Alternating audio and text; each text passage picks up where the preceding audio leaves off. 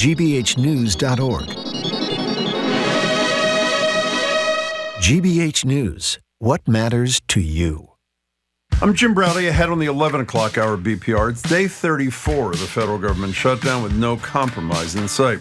Recent polls show more than half of Americans disapprove of Donald Trump's many actions in office, but even more disapprove what the Democrats are trying to do. What should an opposition party to Trump look like, and what should they be doing? Please call or text. I'm Marjorie Egan. Then it's national security expert Juliette Kayyem. Attacks on Venezuelan boats, even as the UN cites human rights violations. Plus, a new nation is in Trump's sights, Nigeria. She'll weigh in on that and more next on the 11 o'clock hour at BPR, GBH, and NEPM.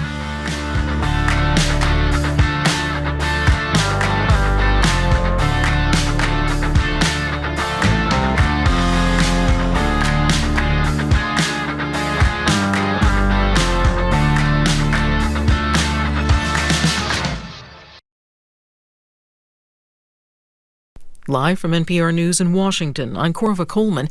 This is day 34 of the federal government shutdown. That's one day shy of equaling the record. Flight delays continue to occur at airports across the U.S. because of staffing shortages. Over the weekend, airports in Los Angeles, Chicago, Dallas, Houston, Miami, and Newark were among those reporting delays.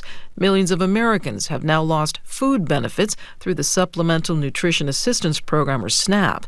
They include more than 1.3 million people in North Carolina.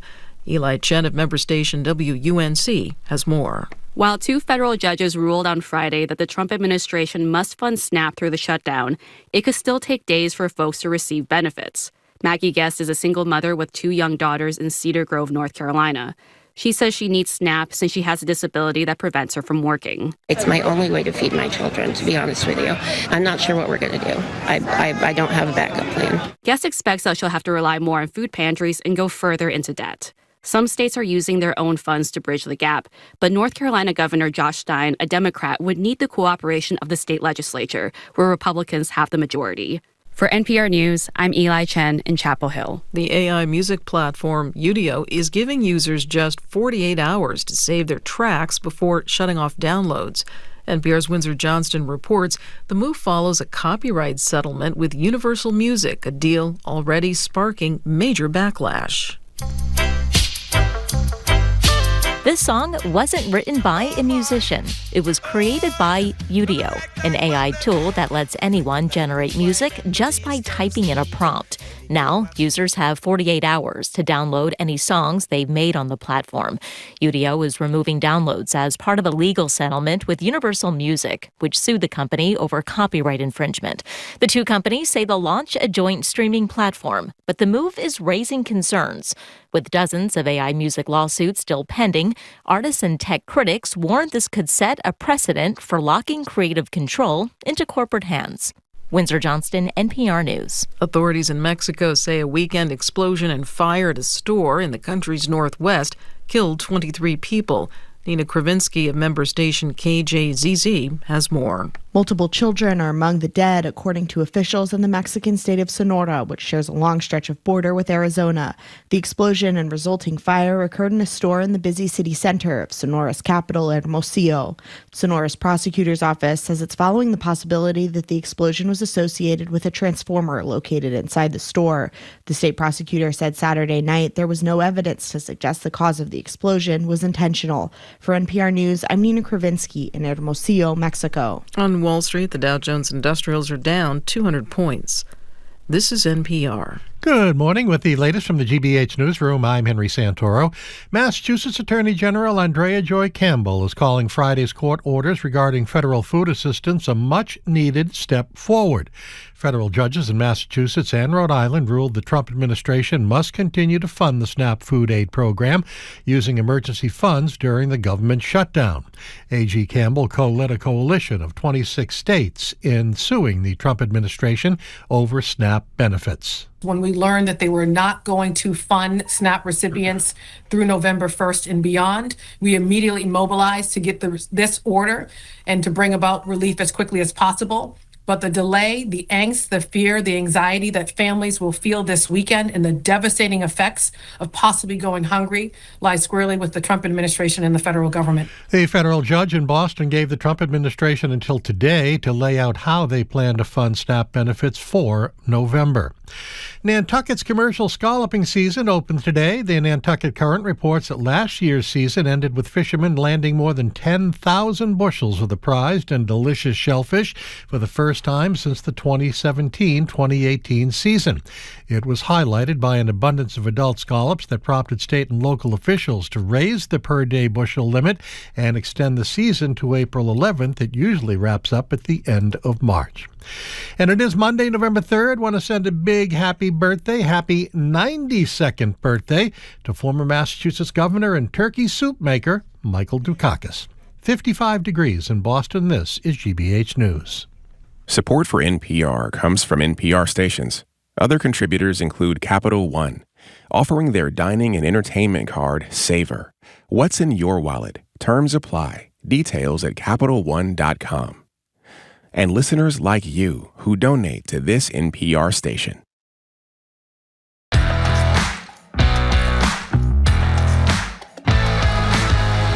You're listening to BPR and GBH and NEPM. Jim Browdy and Marjorie Egan. We are streaming at youtube.com/GBH News. We're going to be back at the Boston Public Library tomorrow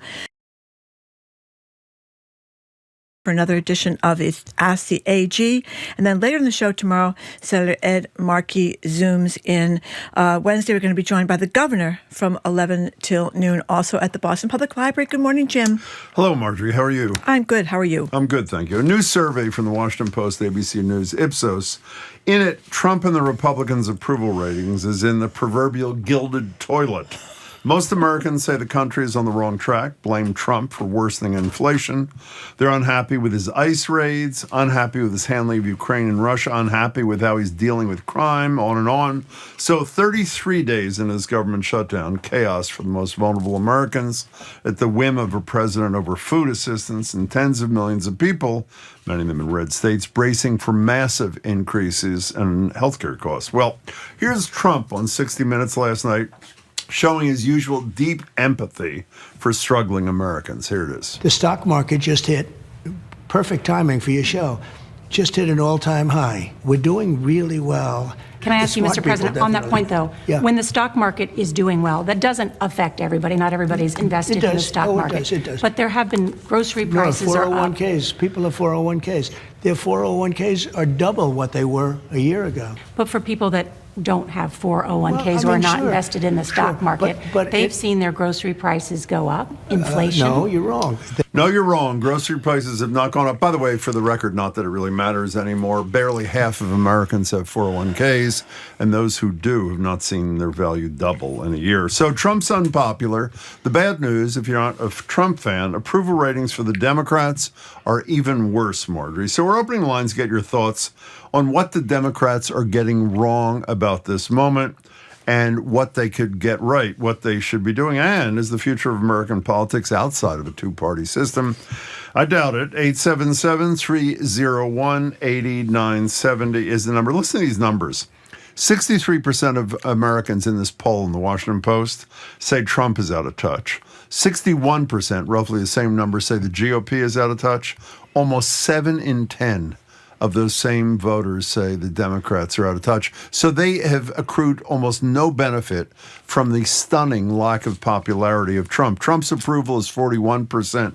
His disapproval is 59%. So what do you think the opposition party is getting so wrong, and how would it get it right? 877-301-8970. Why don't you explain it first, Jim? Well, I think my answer is, despite the notion about what direction, we discussed the Mamdani race the other day and where he stood.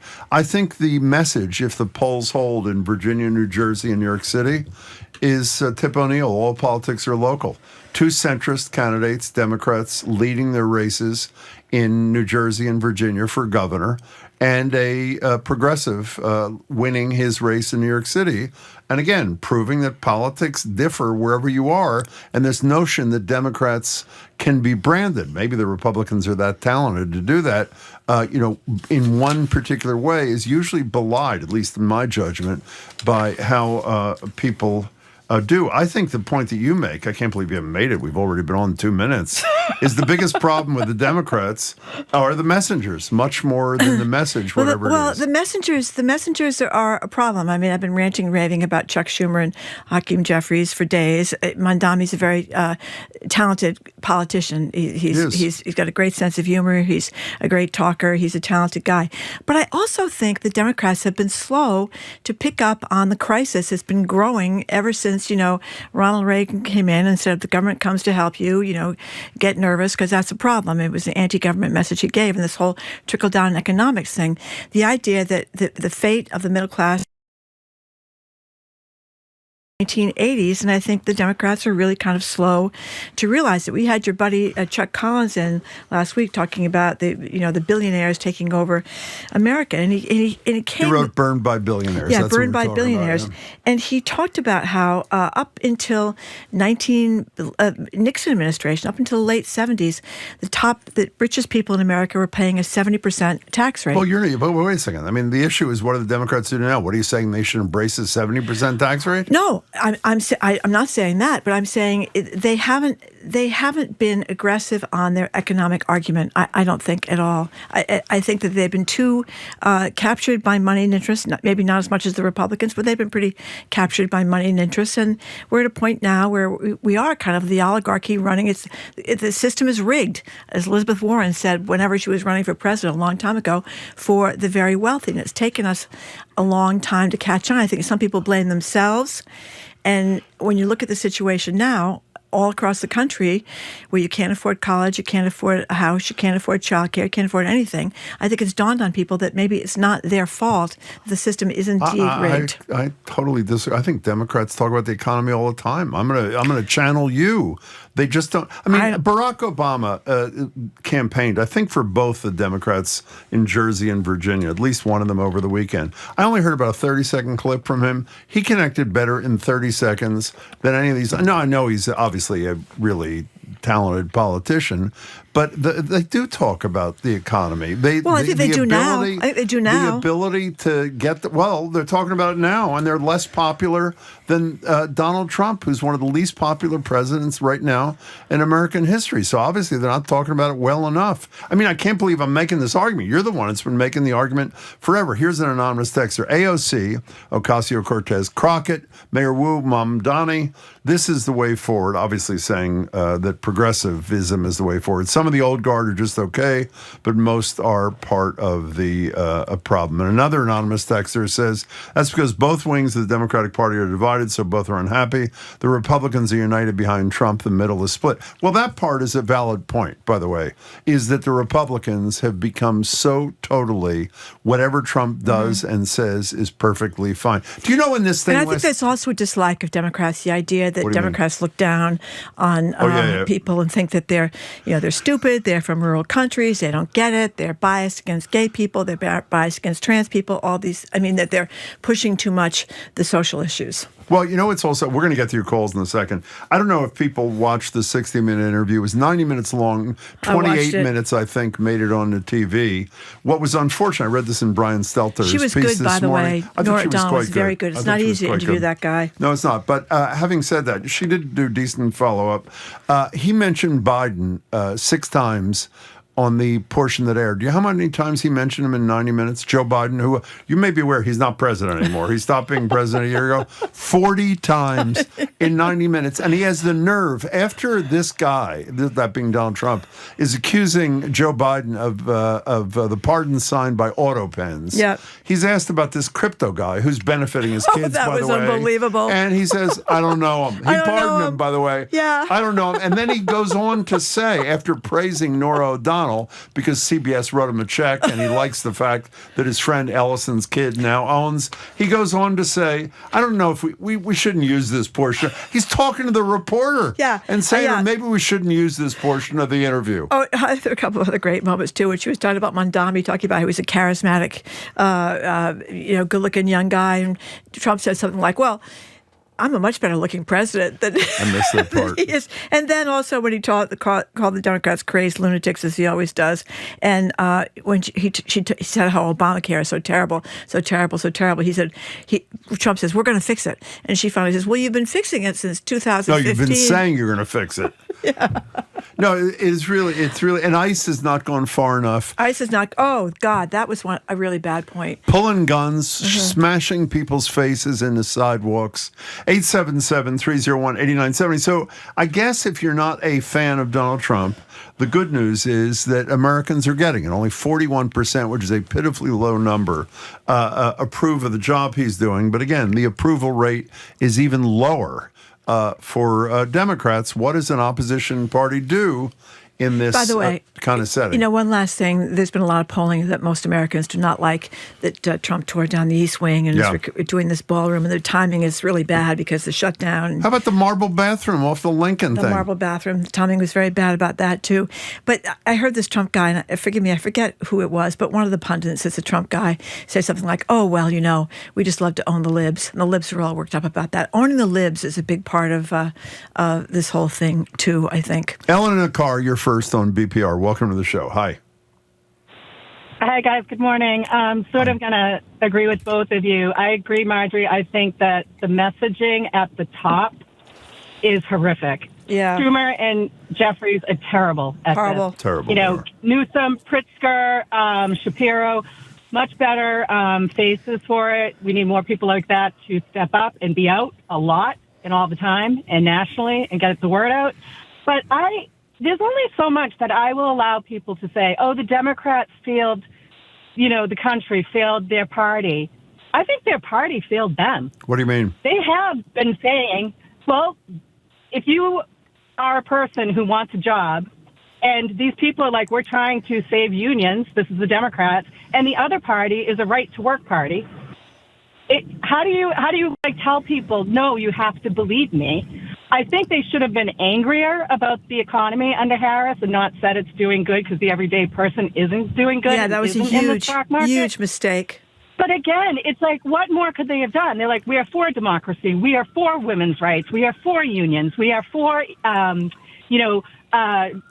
the wealth gap. Biden created so many jobs in red states to combat, unemployment, was looking toward the future, was looking for clean energy, all of this, and people sort of pouted and said, I want what I want, and if I'm not getting it, I'm going to, third party it. Well, I have to say, can I just comment on the Biden thing? I think Biden was a wildly accomplished president like you do, and I know Marjorie agrees. He was a horrible messenger. A horrible messenger for what he did. And so the average person didn't know. For example, in Ohio, where the chips factory was built with thousands of jobs, as you're mentioning, Ellen, the vast majority of people didn't give a damn. That was a fine call. Thank you for making it. 877-301-8970. I'm just laughing at this. He can look at a reporter, a credible reporter, and when asked about a particular unsavory pardon, and says, I don't know the guy. I don't know the guy. I know. And by the way, please don't text and say Mark Rich shouldn't have been pardoned by Bill Clinton. Bill Clinton's not president anymore. Hunter Biden shouldn't have been pardoned by his father. We agree with that. The issue is what Trump is doing or not doing. I can't resist pointing out that the Republicans were so upset about Hunter Biden using his influence to make millions of dollars. Yeah. Don Can't Jr. hold a and candle. they're making billions and billions and billions on their influence, and it seems the criticism is not equal. I would say 877-301-8970. Let's go to John in Westford. Hi, John. Hi. Good morning. Good afternoon. Hi. I think the Democrat Party has been swinging more and more left. Every primary, both the conservative and the liberals, they both go to their extreme, win the primary, and then kind of swing centric. but I feel like the Overton window, that people like to call it, is just getting wider and wider and a little too far to the left. Well, John, let me tell you, I think you know this. You know this. Virtually every successful candidate runs, if you're a Republican, to the right in the primary, to the center in the final, and Democrats generally run to left of center in the primary and to the center in the final because the electorate is in the center. So, what's the Overton window? It's kind of like a range you're allowed to stay within certain topics or policies, and it can, and some people a little more conservative, some people a little more left. They can expand it, they can shrink it, but I'm trying to see what Democrat, where does the Democratic future? Well, yeah, but John, I don't think AOC. No, I mean, John, there are two women who are leading races for governor in New Jersey, which has been edging red in recent years, but they're and still Virginia. They're still blue states. No, and they're both centrists. I don't know what you're talking about. I mean, maybe Mamdani is to the left of center, but and Elizabeth Warren is, and Bernie Sanders is, but these two women are about to make history. And they're running centrist So what do you think? campaigns. Before you go, John, what do you think is the too far left stuff that the Democrats are talking about? Too far left? Just the whole party. No, you know what, John? You're a regular caller, and we're very fond of you. The fact that you can't name one thing is because child care is AOC. not too far left. AOC. Higher. Now, what is the policy that she's embracing that you think is too far left, John? Well, all right. How about Schumer? Okay. How about the entire? Okay. The bottom line is, if you're going to say the policies are too far left, I think you have an obligation to say what they are. John, all right. Here's one. Schumer. Sure. He's a person, not a policy. Okay. No, I'll give you his policy. Go ahead. What? I'll give you his policy. What? Yeah. The whole shutdown of the government is all big money. It's all about the insurance companies. He's the number one recipient of insurance money. If you can just Google it. Okay, I don't see how it's get bailouts. Okay, It's all insurance money? It's an insurance bailout. Okay, John, we appreciate the call. Thank you. I don't think it's all about insurance money. 877-301-8970. Judith in Framingham says, yikes, it sounds like a rerun. You repeat this conversation almost every week. Bring back daylight saving. This conversation is no ass on saving. At least that's only twice a year. Judith, I guess our position is when the country is crumbling, and you read the lead New York Times editorial on Friday, I think it was, saying the 12 signs of authoritarianism, and we're on our way to all 12 of them, then maybe we talk about problems until someone figures out how to solve them. Thank you, though, for your text. 877-301-8970 is the number. Michael in Brighton, thank you for calling. Hi, Michael. Oh, hey, guys. First time, long time. Thank you. Yeah. Hey, I'm just calling in to say that I think I agree with Marjorie more on this. I think that there's too many moneyed interests in the Democratic Party at this time. And, I mean, you could see it with, I think... Schumer's one of them, right? Big Wall Street defender. Yeah, she was doing... Lena Khan, right, the head of FTC, was trying to do good things in there, but moneyed interests in the Democratic Party wanted her out of there, And I don't know, there's just certain things with the Democratic Party that... I'm a left-leaning independent. I think it's more important to not necessarily align yourself so that way you don't just blindly follow everything that the party is trying to do. And I think we need to be more, I don't know, when your said party is in power, I think it's not the time to relax. I think it's the time to be more active than ever to hold people accountable that are supposed to be representing our interests. I couldn't agree with you more. I think that is a brilliant and hugely important point, not to rest. Michael, thank you for that call. We really appreciate it. When I said to you today, though, what's a moderate Democrat? And you said they don't want to raise taxes. I said, what's the primary policy position of someone branded a moderate Democrat? Generally, the number one is they don't think taxes should be raised, right? But I would say that the taxes do need to be raised on wealthy people and corporations. So why are they not saying that? Well, do you think Maura Healey, what did she run on? She ran on $1 billion tax cut, generally considered progressive, because very few people, Mamdani is a rare exception, run saying, I want to raise somebody's taxes. And by the way, you were totally right, as evidenced by the fact the legislature, as always, did nothing here, and the voters decided to vote for a $2 billion tax increase on people making more than $1 million a year. It passed, and it's funding transportation and education. But most elected officials don't have the courage to say we should raise taxes. That's why they expand the lottery in Massachusetts. Right, but isn't that a problem for the Democrats? It's a real problem. Yeah, and here you have somebody, we've talked about this. But in New York City, my point is, in New York City, you can get away with it. I'm not sure. I'm guessing that Spamberger and Sherrill in Virginia and New Jersey determined, I'm not defending them, I'm trying to explain it, have probably determined being supporting a tax on the rich program probably would not succeed there. Yeah, but I think it's unfortunate because not taxing the rich enough and not taxing corporate wealth. I mean, the point that, I'm with this guy that we had on last week. I mean, he so brilliantly put it together, how the wealthy can hide all their money and not get taxed, and that they're not giving the money to the government that they used to, so the roads don't get fixed, and this doesn't get fixed, and that doesn't get fixed.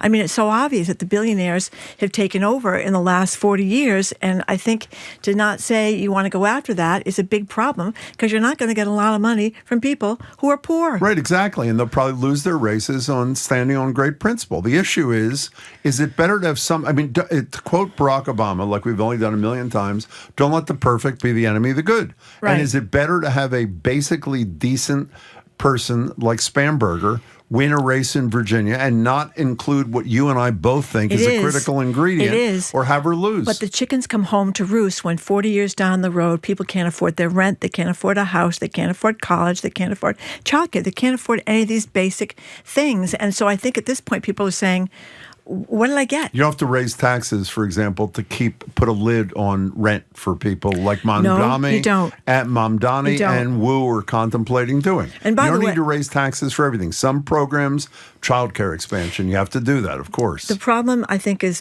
Thomas Piketty said in that great book that he wrote, and we talked to him about this several years ago, is capitalism needs to be regulated, and we're not regulating it, and it's run amok. And that's one of the big problems is you need rules of the game. And we used to have rules of the game. We don't have rules of the game anymore. Anyway, we're going to keep talking about this. 877-301-8970 is the number.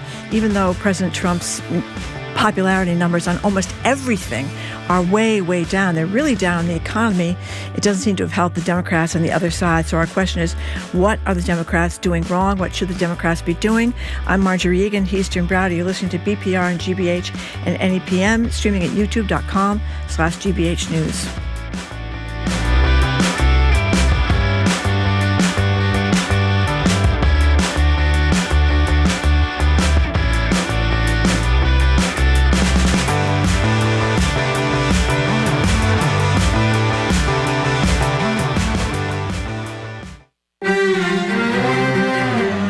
Certain hotels have legendary reputations. The wealthy tourist who would glide across the marble floor on the way to the swimming pool. It oozed a life of privilege and ease.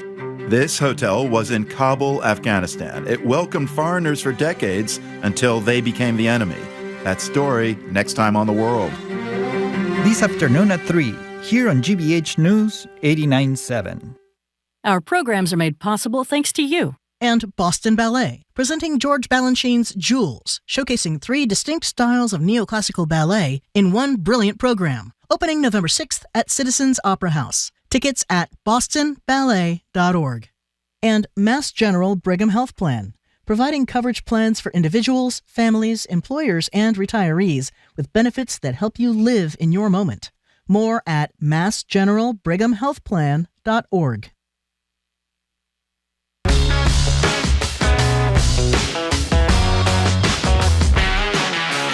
Welcome back to BPR and GBH and NEPM. Marjorie Egan, Jim Browder, is streaming at youtube.com/GBH News. We'll find out what Marjorie's laughing about in a minute. If you're just tuning in, we're talking about the latest polls out of the Washington Post, Ipsos, whoever the third, I can't remember who the third partner is, showing Trump is wildly unpopular.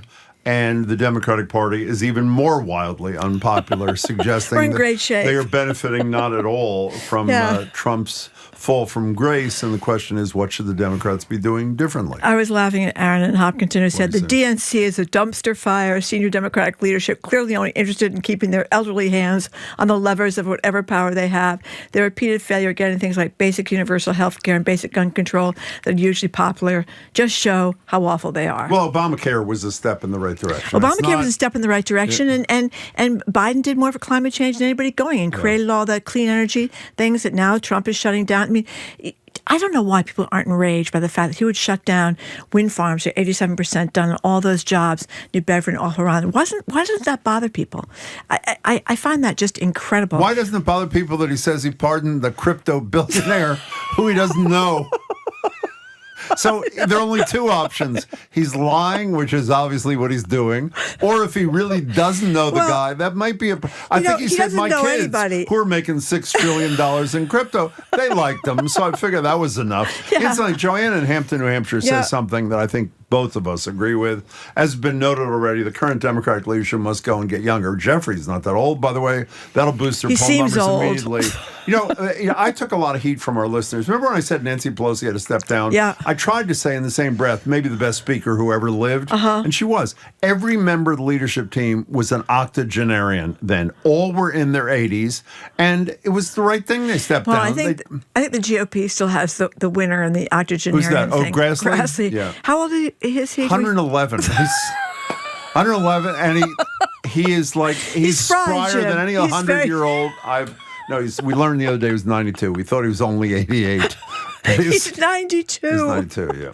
Oh, my God. Yeah. Derek in Connecticut, thank you for calling. Hello, Would Derek. you think he'd want to relax at 92? He is relaxed. He doesn't even know where he is. Really?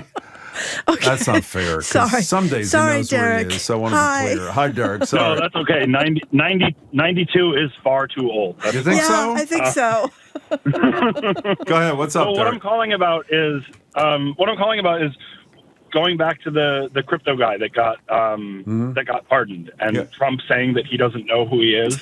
And I understand laughing about it but that's it's like a nervous tick almost. Exactly the country right. itself it is right. It's terrible. We need to be angry about it. Yeah. Not laughing about it. And I think talking about what the Democrats should be doing and could be doing is latching on to these things and screaming from the rooftops about how, okay, so if he doesn't know who this person is, let's take everything he says at face value. He doesn't know who this person is. Why is it okay that he pardoned him? Yeah. And the problem with that, though, is that you get into every day, there's more and more things that he says that are straight up lies. So, just creating a list. We got the Epstein list. Let's get the Trump lying list. Well, can I make a suggestion to you, Derek? Derek, what I think was very helpful is the piece I've mentioned about a dozen times, the piece about is our democracy almost over, the New York Times thing with the 12 indicators of an autocrat. But, Derek, I thought the most important issue, I don't think I'm that different from you, in the last election was the threat to democracy. I think it's fair to say almost nobody cared about it. You know why? They cared about the economy. You know why? Why? Because they didn't explain what the threat to democracy was. Maybe that's true. They didn't go through examples and tell stories of what it meant. But James Carville has been proven to be right, and I'm speaking to you too, Derek, time and again, it's the economy, stupid. As someone said, it was Chuck Todd the other day, said on CNN, will the East Wing thing matter, the $300 million plus ballroom matter? It'll only matter, he said, and I agree with him, if people continue to feel their personal economy is suffering. And so I'm with you, Derek, on the crypto guy, but I think the average person has more immediate concerns. Okay. Derek, thank you for the call. Bucky is saying, and he's right about this, that our general public is pathetically uninformed. We have the misinformation, disinformation campaign, and it's huge. The truth is becoming a whisper, he says, compared to the full brass section owned by the right. And here's one more anonymous text, Jim. Chuck Grassley at 92 was there to watch the East Wing building go up, and now he gets to see it come down. That's right. It was 1902. And you know what he was there for also? I just Googled this, and it's true. The pyramids. Not every one of the pyramids. I want to be clear about this. Some of the pyramids he helped build, which really is quite a lovely thing because I love the sound. What did Trump say? I love the sound of jackhammers. Oh my God! And he said, "You know why? Because it reminds me of money. Money, yeah. Reminds me of money." Okay. Sally in a car. Hi, What's Sally. up? Hi. Hi, guys. I agree completely with you about the leadership of the Democratic Party. Yeah. It is weak. We're not getting anywhere. I'd rather have Nancy Pelosi back. I'll tell you. At least remember when she was in the White House with him and shook her finger at him? One of the best meeting visuals ever. I agree with that. I agree, Sally. We have no visual. And the other thing that I find disgusting was Norah O'Donnell's 60 Minutes. Why aren't they calling him on everything Sally, it's not just lies? Can I stop you here for a second? Can I tell you, Marjorie and I discussed this before the show. What? She's taken a lot of heat from people. I read a lot of the comments last night. I don't think the average person, and I think she did a pretty good job like Marjorie does. I do too. I don't think people realize how difficult it is to check a lying politician nonstop in an interview. It's in the abstract, it's easy to say, they should fact check everything as they're going.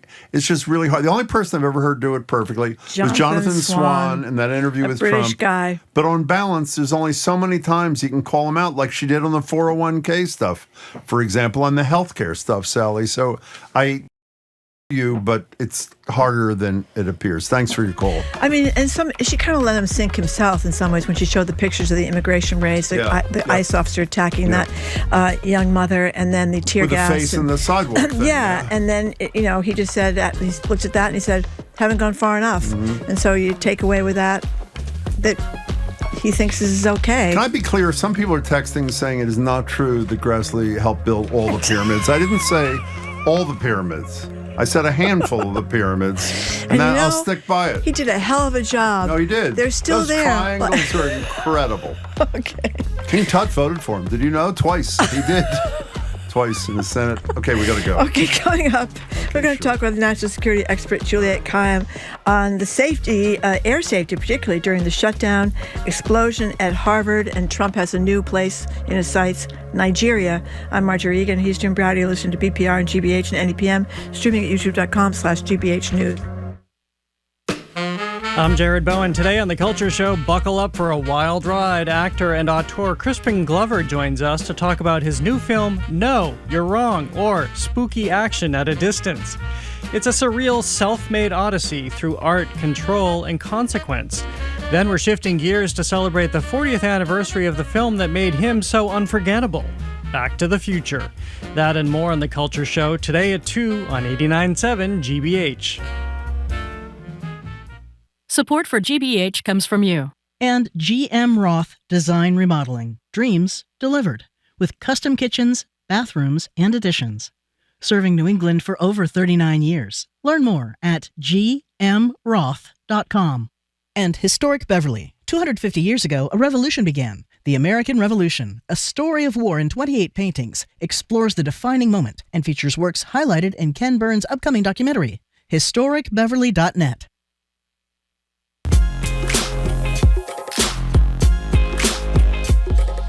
Welcome back to BPR on GBH and NEPM. Jim Browdy and Marjorie Egan. We're streaming at youtube.com/GBH News. Back at the library tomorrow, the Attorney General, Andrea Campbell, joins us 11 to 12. Take your questions. Senator Ed Markey will zoom in at 12. And on Wednesday, also 11 to 12 at the library, Governor Healy will join us to take your questions as well. We're joined now in Studio 3 by national security expert Juliette Kayyem, former Assistant Secretary for Homeland Security under Barack Obama, faculty chair of the Homeland Security Program at Harvard's Kennedy School of Government, CNN's senior national security analyst. Hello there, Juliette. Hello. Hey. So what do we know about this explosion at Harvard? Not much. I mean, I was... in the medical school building, at the medical school, there's no reason to believe that particular facility was doing anything that's sort of at the center of anything. I was looking at reporting on it, did it have programs for trans kids, or was it whatever? But nothing in particular. I got an alert like everyone else, just being on Harvard's alert system, and then about 6 hours later, they have the pictures, so they are sending out the pictures. They sent it to us if anyone recognizes them. It was purposeful. You see two guys running. They're covered. Looked like two women to me. I know they say they're two men, but I'm not exactly a friend. No, but all the didn't look at it. You know what? I just assumed, and maybe you're right. I just sort of looked at it very quickly because I just wasn't in the area. So we don't know what the purpose is. It shows that like every piece of every place is vulnerable. Like, so you have, were they attacking Harvard? Were they attacking medicine? Were they attacking this particular lab? And we just don't have enough of a security apparatus to protect them all. I'm curious. I would have assumed that there are access issues. Like, how did they get in? Yeah. And so you'd look at insider threat potentials. But but that's all they know so far. And it's 48 hours later. So they clearly have the images, but they don't seem to have a motive or whatever. So, I mean, it was a significant enough explosion that you don't get alerts all the time. It wasn't like just some random arson fire. So can we let's step back for a second since we started with Harvard and stay with Harvard for a second. Yesterday, all three of us were at this celebration of the life of David Gergen. Everybody knows one of his two kids, Catherine Gergen Barnett, is a regular on our show. She's incredible. Can you, for people who didn't know David, could you spend a minute just talking about who this incredible guy was? So everyone was thinking sort of like, when does David Gergen come into their life? I think for me, it was the David Gergen Mark Shields. So remember, he was a political analyst. So David Gergen and Mark Shields, David Gergen, a Republican, and Mark Shields, a Democrat, used to have a show on the NewsHour, a segment on the NewsHour where it was like civilized men who like each other were talking about the issues that was brought up. And then, of course, I've run into him or tangentially, been in orbits until for years, and then until we both ended up at the Kennedy School and we became good friends. And I'm I consider Catherine a friend of mine. She's wonderful. It was a very DC, Boston, people in that world, like media and politics, but what I thought it was nice. For one, and the family's quite public about it, he had a very difficult 2 years. So for most people, he had sort of disappeared for the last several years. Catherine wrote a beautiful piece about that in the Boston That's Globe. Right. They were very public about it. Just sort of, It's very difficult. And so there was and they wanted a small ceremony. So there was like no opportunity just to, the celebration was the right, and gratitude was like sort of the right theme, and how much he loved teaching and how much he loved mentorship. And it was just lovely. I saw you all there too, and I thought it was lovely also because you can sometimes go to these things. I guess I'm of an age where I've been to enough memorials and funerals where you really don't learn about the person because it's all about their accomplishments. Well, you don't need to tell someone. We know what their accomplishments are. We're there. We know how great they were. They worked for 4 presidents, and so it was just only the family spoke. Well, with the exception of a woman who was a teacher of Markey's who read. What is their relationship? The only non-family member. Who read. Cohen. Yeah, who actually was my senior advisor that's when I was hilarious. at Stanford. I figured that they and you hadn't seen her since. I hadn't seen her, and I meant to write to her for all these years because she told me when I didn't do very well on the test, well, you didn't do very well on the test, but it's really well written. Why don't you become a journalist? No. And that's literally where it came from. I said, oh, I will. And that was how I ended up becoming. Definitely write her. You talked to her. She talked to her yesterday. I said, I've got to talk to this woman because I'm going to get her address from Catherine to write her a more extensive letter because she really changed my life. She was the first woman president of Duke. Yes. Also the president of Wellesley. I assume she was close to the family since she was the only non-family member there that Can spoke. I tell you, you're right. Everybody knows what, the 4 presidents, Democrats and Republicans. One of my favorite nights on Greater Boston, this has happened a couple of times. I had John Kerry with his daughter Vanessa one night. I had David and Catherine on the same show. Oh, that's so great. And when you see a parent who is a really prominent person who's accomplished huge things and the pride they feel about their kid it is really such a wonderful moment. And the two of them, the exchange, and it's online if you Googled it, Greater Boston and the Gergens, when you saw the relationship between the two of them. So nice, it was a beautiful thing. Memorial Church was packed, but it was just a personal, wonderful kind of day. So, and when his brother, it was a celebration. And the brother at the beginning get up and said, well, let me tell you something. We were all expected to achieve in our house. High achievement, softness, love, that mushy stuff. We didn't have that in our house. Yeah, it does. I mean, it does. And they all I thought were huge. Catherine talking about sort of building her own tree, not under shadows. I mean, she's such an accomplished doctor and public health leader. So, but it was lovely, and then I was grateful to be there. I really was. Okay, to so say goodbye because it had been. I hadn't seen him, obviously those last 3 years. Nor did I in a couple of years. So. Drug boats. Obviously, Hegseth and transition. Trump get off on this bombing of these boats. We know absolutely nothing about who this was. If anything, the Trump and Hegseth are true. They're saying, and in fairness, all presidents say this, the War Powers Act doesn't apply, so you need congressional approval. But the thing that was most important to me, the development here, is the piece you've talked a lot about. The team at the Globe did this piece about these alleged heavy-duty drug kingpin arrests in, where was it, New Hampshire? It was in Franklin, New Hampshire. What they said was that the Trump administration claimed that they'd gotten all these high-level drug people up there at this house in New Hampshire. It turns out that most of the people there were addicts. They were in the opioid trade because they had addiction. Some guy that stole Jolly Rogers from the local place. They were lying, basically. Of course they lied. And so you said to yourself, well, if they're lying about a drug raid that was easily shown not to be what they said it was in New Hampshire, why should we believe that these people on the boat... Especially since they're providing no details. Yeah, you absolutely should not believe it. I mean, let's just be clear.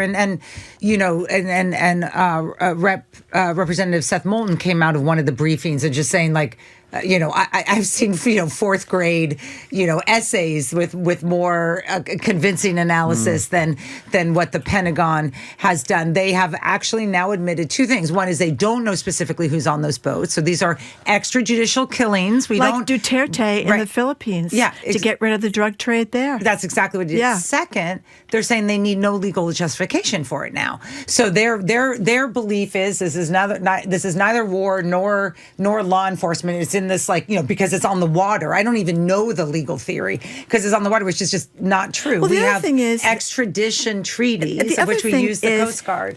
Generally, if you're a drug dealer or even if you're in a cartel, you get arrested. Yeah. You don't get blown up. No, we don't have death penalty. Right. You don't have death penalty That's what's so weird about this. And they're expanding it to the Pacific, saying, well, now we think that there's more drug runners on the Pacific side. And I'm just sort of thinking, like, you don't know anything. I mean, all you're doing is expanding a kind of mission, which has made the legal authorities, the legal teams at DOD very nervous, has made individuals seek sort of legal protection. And the admiral that resigned, who had been in charge of the situation. We don't know why he resigned. Let me tell you something, like, 12% of our Navy assets are now surrounding Venezuela.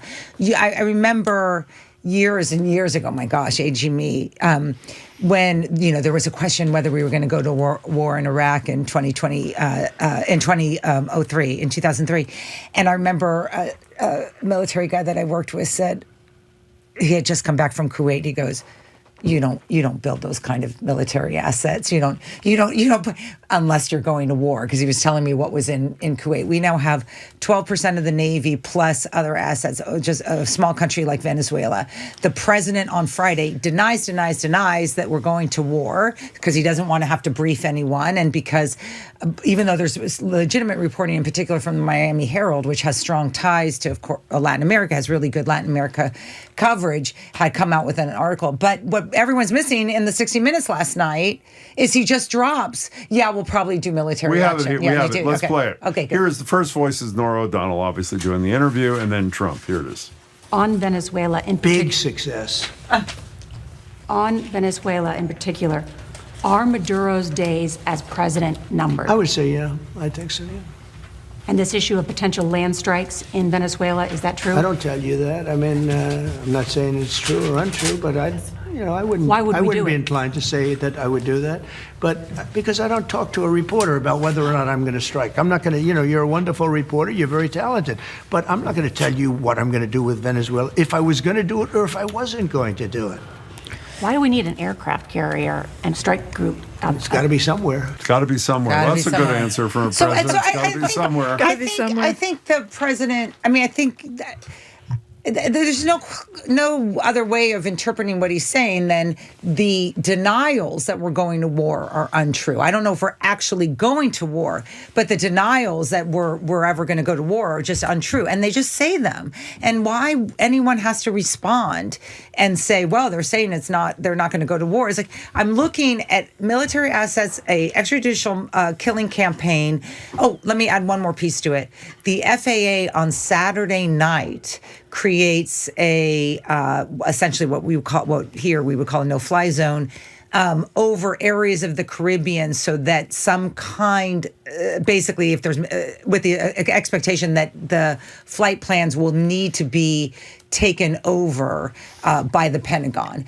They don't announce that, but of course, people in my world follow things like that, and so that's now up too. So you're telling me we have the maritime covered with Navy assets, the air protected for U.S. military missions, extrajudicial killings, and a president who says that the leader is about to be gone. 1 + 1 + 1 + 1 Okay, may I equals ask, war. Madurno's a corrupt leader. He stole the last election, and we know that the woman that won the last election has now won the Nobel Peace Prize, had to go into hiding. But is this all about oil? Is that the theory, that he just wants the oil? Why are we doing this to Venezuela? So I think part of it is about the oil. Part of it is he will have some support in Latin America about this in terms of that is a narco state. And so having a change of leadership would be good. But I think there's something bigger going on now. I'm not a China expert and don't pretend to be, but I think the president is ceding the world, either purposefully or not, to China. And the sphere of influence that Trump is very comfortable in is the Americas, because it's essentially, honestly, it's just sort of insignificant in terms of global powers, and they have a vision of the Americas that is promoted by Marco Rubio and his history, that Hegseth, the Secretary of Defense, is willing to use military action for, as if we didn't go through this experiment in the 1970s with a lot of damage done to Latin and Caribbean. But the only thing that belies that, American. I generally agree with that. The only thing that belies that, I don't want to get into this deeply, because I want to get back to the FAA and air traffic controllers in a second. But he's now talking about, posting on True Social. We're going to go, and this is the macho part with him and Hegseth, we're going to go in guns a-blazing into Nigeria to protect, quote, cherished capital letters Christians. And by the way, by my research, which is not as thorough as others, as many Muslims are being killed in Nigeria as Christians are, but we don't give a damn about the Muslims. We only care about the Christians. So I think there's this new Hegseth-Trump axis to pick little countries that we know we could beat and drop. Just scare them. Exactly. Or just scare them. Like, just think if you're Nigeria. You're the largest economy in Africa. It's not an insignificant country, and you're like, you wake up one day and all of a sudden the president says this. So here's the theory of what happened. Donald Trump is in a world of news consumption that you and I aren't seeing. He probably saw some Christian thing, whatever. Exactly right. He wakes up. I don't know what time he posted this, but generally they're in the middle of the night. Hegseth, who has no capabilities as Secretary of Defense, then repeats it, and then everyone's sort of left, what does it mean? But we've moved on already. Like Nigeria, I think you're safe. Like, we've moved on. No one, it's a blip on the news. No one cares. And meanwhile, you've put this country, a sovereign country, ally country, in total sort of nervous turmoil. He did the same thing with the and Nora O'Donnell questioned him on it about the nuclear testing. Like, I was like, well, does he think that you test these bombs and then you just put them back away? Like, does he think that they're reusable? Like, I mean, anyway, this is a larger conversation about his memory and mental clearness. Okay, so let's go to the airports. Yeah. People are not, a lot of the air traffic controllers, and they were nervous. short air traffic Yes, controllers LA, before yeah. the shutdown. A lot of them are not showing up at work. Sean Duffy, who's the Secretary of Transportation, says it's safe, which to me means it must be unsafe, or he wouldn't say how safe it was. In a moment of seriousness, they lie about everything. Why? Yeah, they lie. And even at Logan, there was that Delta Cape Air near miss. This is the thing that does make me nervous. I'm still flying, everyone. One is I don't have options,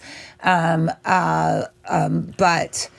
Here's the scenario that makes me nervous is that the FAA is pretty good about knowing its capacity. So if air traffic controllers are not showing up, they will change flight patterns, as we've seen. So. But the Boston near miss is the interesting one. It was a spontaneous flight diversion. The flight was actually supposed to go to New York, I think. Yeah. And got diverted. Because the weather was the weather got diverted to Boston. Yeah.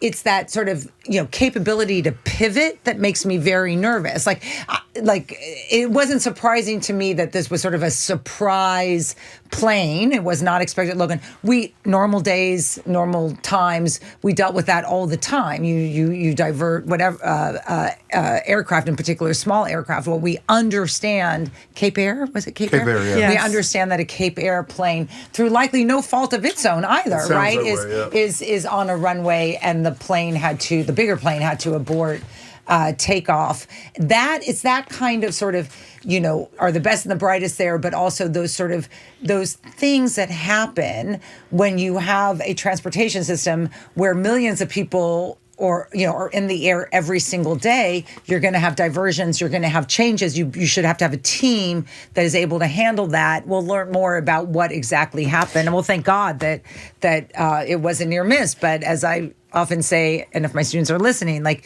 the near miss is a fallacy. It's telling you that the system can't. So, I mean, you just got lucky. You just got lucky. The exchange between the Delta pilot and the Cape Air pilot was chilling. Yeah. Here's the Delta pilot, 000 up to 3,000, Delta 263, heavy. That was close. Yeah. Said the Cape Air pilot, yeah, man, not cool. Kind of gives you the chills. Yeah. Also, the other thing that worries me, and I know you look at independent facts, so I feel a drop better, and I don't have to fly right now. Yeah. It's in the interest of the Trump people who lie anyway about virtually everything to say things are fine, because if they say things are not fine, then the issue is the shutdown is a real problem. You're making people be unsafe.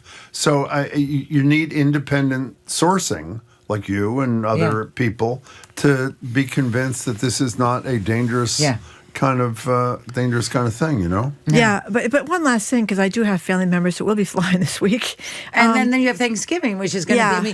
They've got to settle. They've got to settle this in the next 3 weeks, because I will tell you how this ends, right? How the shutdown ends. Is that the air traffic control? That's what happened. To the last Trump shutdown. But we're not going. What is it, November 24th? Like, we're going to have a walkout on the 23rd. But let me ask you something, though. I would think just because air traffic controllers, I presume most of them are very good people, do not want anybody to get hurt on their watch, that if things get overwhelming, they are going to say we have to slow things down. Good. They are. Okay. No. I mean, just when want to make hear sure about that. LA, when you hear about LA closing down. Yeah, well, I'm worried about.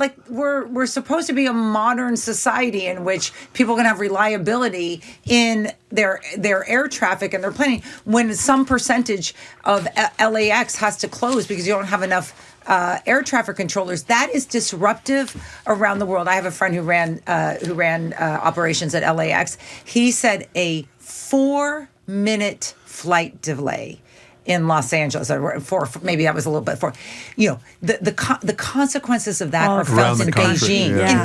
In Beijing, within a few hours, right? Because you've just, the planes are coming in. It's just in time. So can you imagine you and me being flight controllers? Oh my God! Oh my God! The two of Where's you. This? Where's that? Yeah, where's my pencil? Where's my pen? You just be Where are like, my glasses? Woo, that was close. Woo, that was close. close.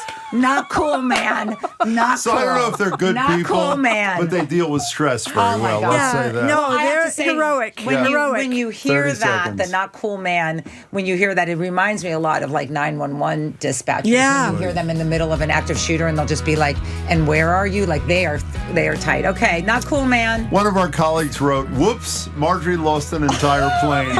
Whoops. Could happen. Thank God I'm not anywhere near Logan Airport, and will never be. Thank you very much, Juliette Kayyem. Juliette is former Assistant Secretary for Homeland Security under President Barack Obama, the faculty chair at the Homeland Security Program at Harvard's Kennedy School of Government, CNN's Senior National Security Analyst. Juliette, thank you. We say goodbye to the folks at NEPM, but be sure to tune in to the fabulous 413 at 3 o'clock this afternoon. The show continues here in Boston after the noon news at 89.7 GBH. Carol Rose from the American Civil Liberties Union in Massachusetts joins us on the Trump's tariff case, SNAP benefits, and other stuff. Marjorie Egan, Jim Brady, you're listening to BPR and GBH, NEPM, streaming at youtube.com/GBH News.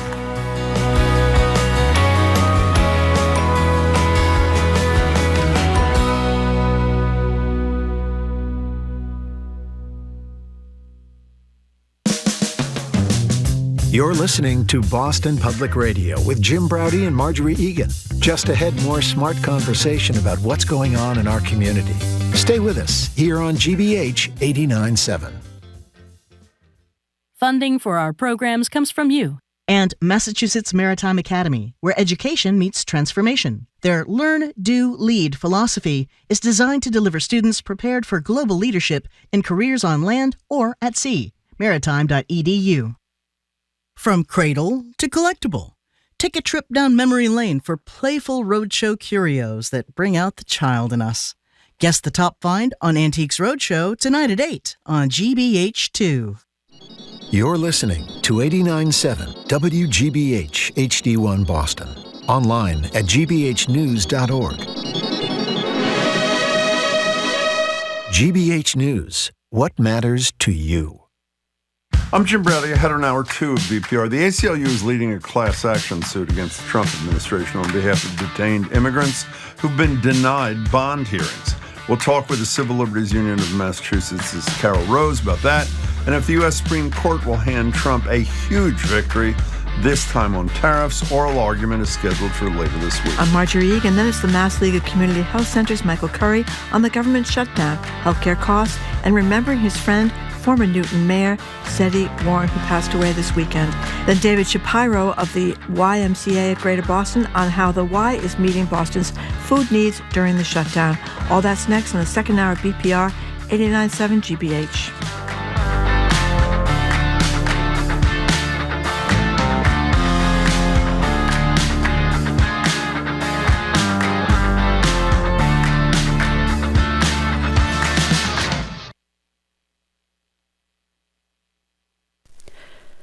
Live from NPR News, I'm Lakshmi Singh.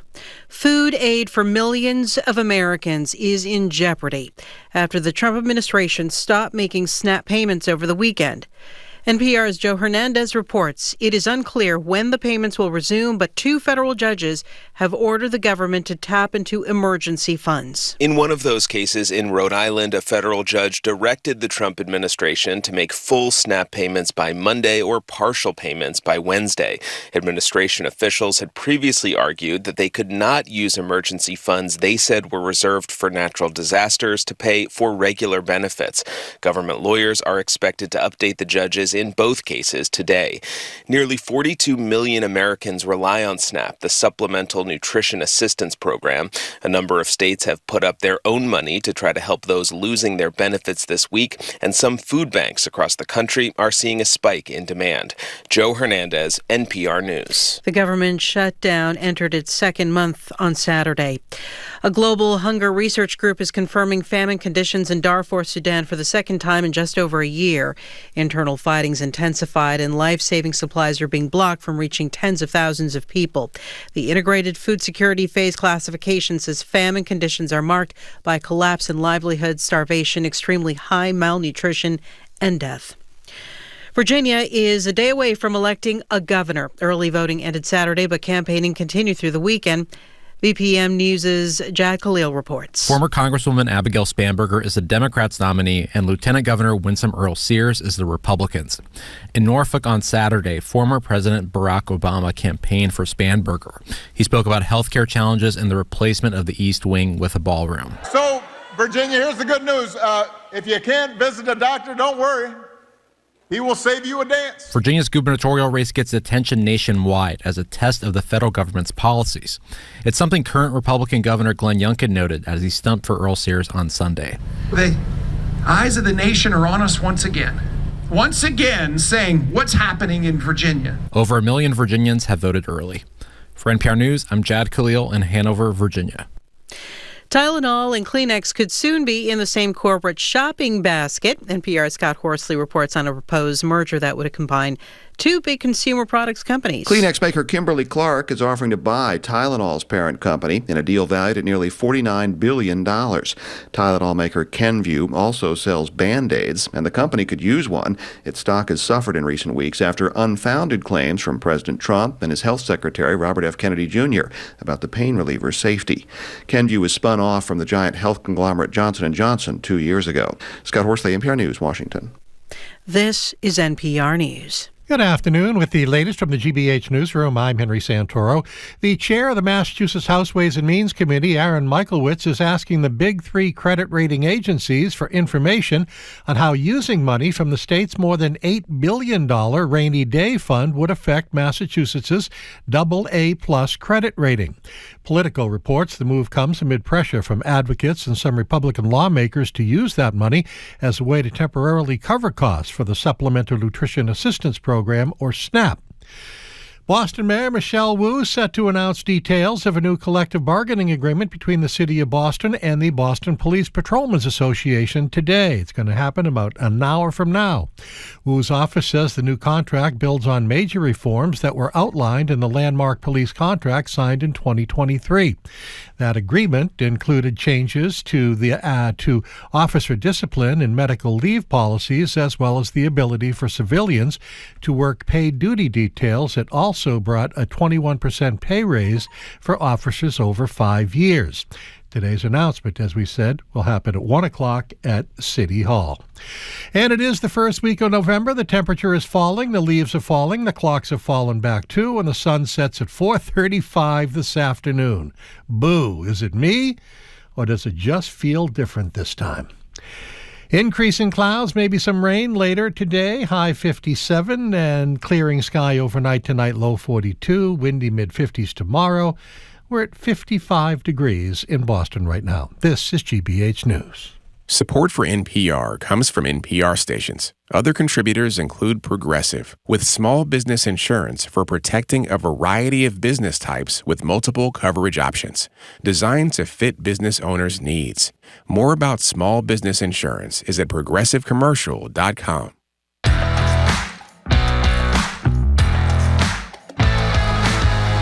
Welcome to hour number 2 of Boston Public Radio. Jim Browdy and Marjorie Egan. We are streaming at youtube.com/GBH News. Going to be back at the Boston Public Library tomorrow with the Attorney General, Andrea Campbell. She'll be with us from 11 to noon, taking our questions and yours. Senator Ed Markey is going to Zoom in. And we also going to speak with chefs Tiffani, Faison, and Zimu, Chen. They both have new restaurants. We're going to talk to them about that Wednesday at the Boston Public Library. The Governor, Maura Healey, will be with us from 11 to noon. Hello again, Jim. And they don't just have new restaurants. They have restaurants, I think, in Boston Magazine were rated among the 10 best new restaurants in town. I want to make a correction last week. Marjorie and I and Sue O'Connell were talking about the decision by BZ to lay off our friend and colleague who's really talented, John Keller. Very upsetting. It is very upsetting. And I mentioned that you can still read John on Mass Live. It's not Mass Live. I made a mistake. It's Masterlist. It's Masterlist. I believe it came down, but Masterlist.com, colleagues in the control room. Is that right? Masterlist.com? Yes, it is. And that's a sister publication of the State House News Service, which, if you care about politics in Massachusetts, is really good. In any case, we're joined now on Zoom by Carol Rose, Executive Director of the American Civil Liberties Union of Massachusetts. Hello, Carol. Hi, Carol. Hello, it's great to be here. Yeah, You great to see you again. So, obviously, the SNAP benefits ran out November 1st. The president said he would pay people SNAP benefits if he could. He had to wait for the courts. Well, now 2 different judges have said he can pay the SNAP benefits. So, what's the latest? So this is a really important case. There's a ruling out of Massachusetts and a ruling out of Rhode Island. And the case was filed not by the ACLU, but one of our sister organizations, Democracy Forward. And this is a really important ruling because basically it just affirms the basic law and frankly, the basic decency that the Trump administration has to use its power to help people and not to harm them. And so this is a claim that was filed under the Administrative Procedures Act, and basically says that the government can't just be, go in and do whatever they feel like, whenever they feel like, without any reason, right? So it sort of is a prevention against this kind of abuse of power. And I have to just say, in addition to the really great ruling, which says you have to release the benefits, the chief judge, John McConnell, down in Rhode Island, basically quoted one of President Trump's tweets saying, I'd really like to have some clarification so I know what to do. And he said, okay, here it is. Here's my order and the legal direction from the court. So there's really no excuse for the administration to continue not to use the emergency fund to make sure that people in America aren't going hungry. So what I don't understand, the only thing I don't understand, one of the many things I don't understand is they come into court today. I don't know what time they're coming into court. I believe Trump's line, and I'm paraphrasing, was after the court rulings, I just need to understand the path to do this legally. The judge explains how to do it legally. How much longer do people suffer who are entitled to these benefits? What is it, 41 million of them in America? That's right, 41 million Americans. How long? It's extraordinary. How long? It should be immediate. It should be today. I mean, they're back in court today, I think right now. Okay. And I'm hopeful that there will be no more excuses. So what the feds can do is pretty much immediately release that money to the states. Needless to say, it's going to take some time for the states to get the money then out to the food pantries and the food shelters to make sure that the businesses that take SNAP benefits can continue to do so, and the people who receive SNAP benefits can continue to get those SNAP benefits. So I hope it'll be a matter of hours or days and not weeks, but we'll have to see. Thank you. So we've heard a lot in the Trump presidency, second time around, about all these things. Can I just say one thing about this, if I may? No. I feel that a couple of times we've talked about this in the last few days, we've misled people unintentionally. Clearly, the cessation of SNAP benefits is a function of this closure thing and the Trump. Yes. However, people should not say, thank goodness, everything's great. Even if this ruling goes exactly in the instruction, as Carol says, the so-called big, beautiful bill also made changes in SNAP benefits that are the law of the land right now, which are not good. Right. So people, I just wanted to be clear, this does not solve all the problems. It just solves the problems created by the shutdown, not by the legislation. Yeah, when you look at the SNAP benefits, people are getting $350 a month, $383. It's not like they're getting a fortune to spend on their food every month either. So we've heard a lot in the second term, Trump, about we're supposedly in all these emergencies, and that has enabled him to, even though most of us are saying, what's the emergency, to tariff all these different countries. This case is going to come before the Supreme Court, which has been very, so far, especially in these emergency dockets, very favorable to the president. So what do we think is going to happen when it's argued before the full court? Right. So the argument's going to be before the U.S. Supreme Court on Wednesday. And, I think this is one of the many cases the court's taking up where this summer, the court kept issuing these emergency, shadow docket cases or decisions, which weren't based on any arguments of the case on the merits. There were no briefs. There were no oral arguments. These are just like secret decisions coming out of the court. But the most of them, which is scary and bad, but most of them were just stays. In other words, they just pressed pause on whatever was happening. So if a lower court ruled something, the Supreme Court was saying, well, hold off. We're not going to uphold the lower court. We're just going to press pause, which more often than not enabled the Trump administration to continue to do whatever unconstitutional or illegal thing that they were trying to do, and also in this case with tariffs. So now the court is going to actually take up the question about tariffs on the merits. And actually, there's going to be briefing and argument, and we probably may not get a decision for some months, maybe even as late as June, although who knows. And the problem is that in the meantime, because of the shadow docket decision, the administration keeps trying to do what it's doing. But I think it's going to be incredibly interesting, because if the court were to rule in violation and contraindicated from all the history that somehow the president has this unfettered unitary power to do whatever they want when it comes to basically taxing the American people and American businesses, that's really a change from how it's been historically in this country, where Congress has the power of the purse and Congress sets the laws. So this is a really important case, not only for our economy, which I think with these tariffs we've seen we're not getting any advantages, but we are getting disadvantages, and the uncertainty is really disadvantageous to small businesses and all businesses. But we're going to see a decision here about whether or not our system of checks and balances between the legislative, judicial, and executive branch will hold. And I think that's going to be a theme throughout the whole Supreme Court term. I get the unitary power of the president thing that a lot of these, the court seems to be enamored of, but I don't get how you can keep declaring emergencies when there is no emergency. Well, be more specific. The emergency originally was trade deficits. That's right. There have been trade deficits for 50 straight years. Yes, so it seems to me that other than Alito and Thomas, who will vote with Trump no matter what, I want to emphasize what you're saying. This, to me, is the test. With the immunity decision, which was outrageous, if three more conservatives figure out some tortured way to get around what is incredibly clear law. Emergency, you mean? The emergency thing, then it basically says there is nothing important, that they are not going to be lapdogs for this president. It is a huge, I think that's exactly decision. Right. I think that's exactly right, Jim and Marjorie. And I think it's really important for people to pay attention to this ruling as a separation of powers case, right? So, I mean, tariffs and the economy, all those things are really important. Exactly. But the fundamental thing, and I think, again, we're going to see this as a theme throughout the Supreme Court term, is whether or not our system of checks and balances will be respected by this Supreme Court. Because if it's not, then we're really moving into a brave new world in all the bad ways.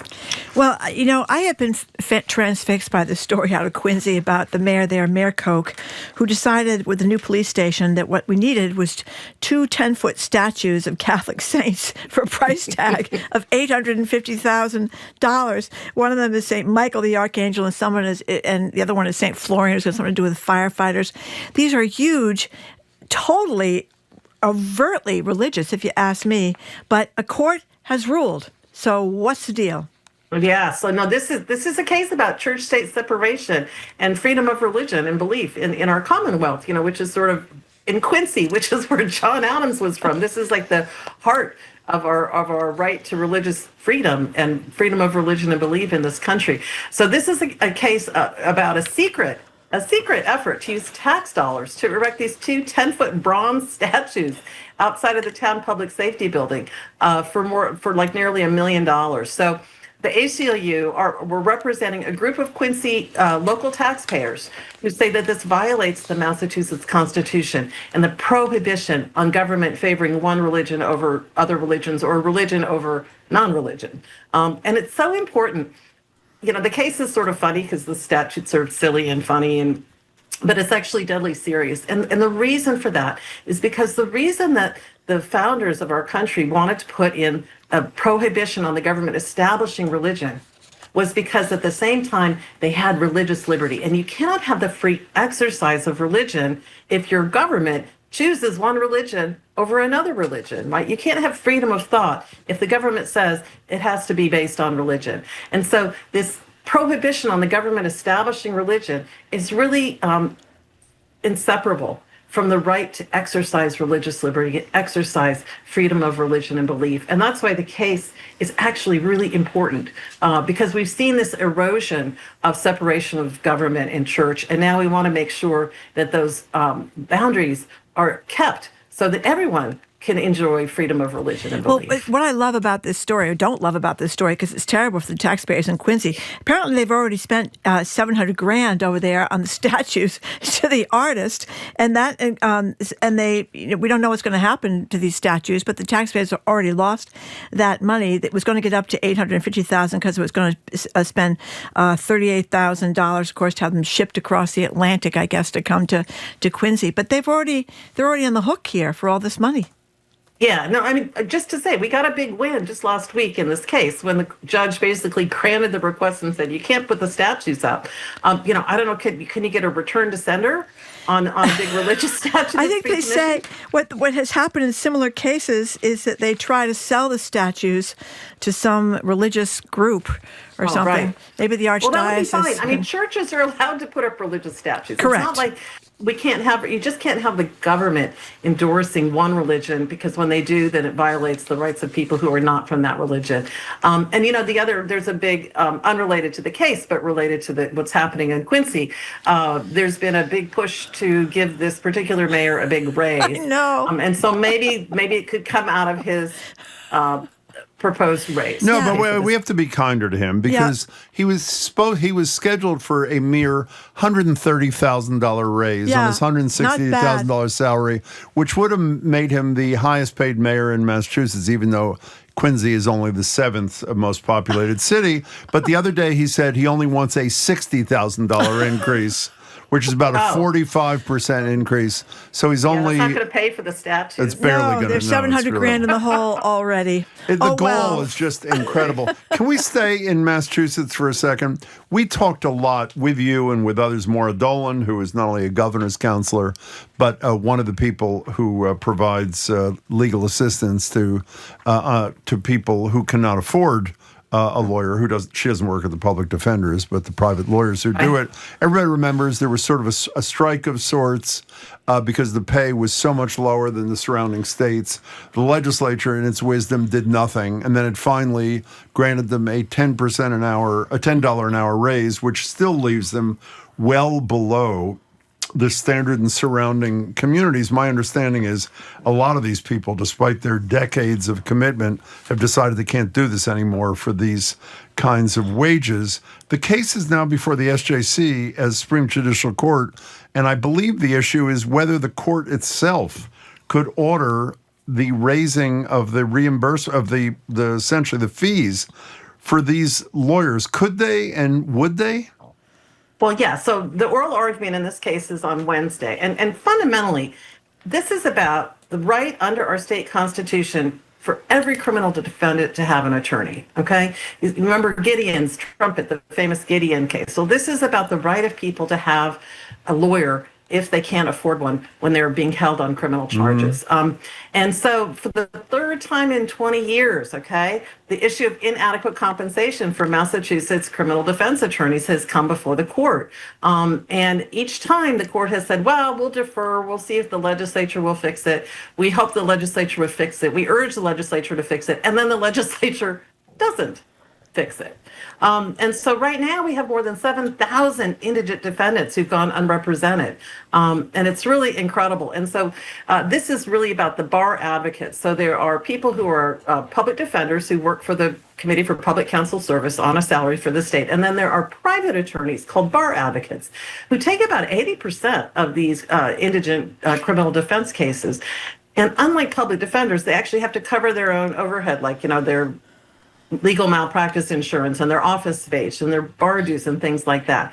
And so when the legislature took this up last, I guess, August, they basically adjusted for inflation. The rate is only going, it's still less than it was 20 years ago based on inflation. So it would be about $75 to $85 an hour. And then at the same time, they put in what they're calling antitrust provision, which is actually just says that if a lawyer refuses to take one of these cases in order to seek higher pay, if they organize, that's going to be an antitrust violation. And so what happens is if you can't make enough money to take these cases and you're not allowed to try to organize to get higher pay, people will just stop taking the cases.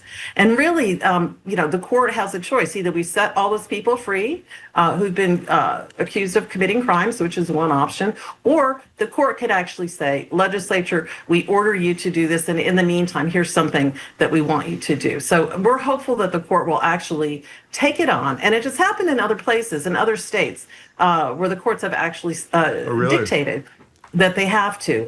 And so we're hoping that they will. But the better solution, quite honestly, would be for the legislature to step up and to do the right thing and to uphold the principles set forth in our state constitution that everyone has a right to a criminal defense attorney if the government is threatening to take away your liberty. Carol Rose, we have some breaking news here via the New York Times. The Trump administration has announced it will send partial payments, but only partial payments to this month to the roughly 42 million Americans who receive food stamps, a temporary reprieve to low-income families in the government shutdown.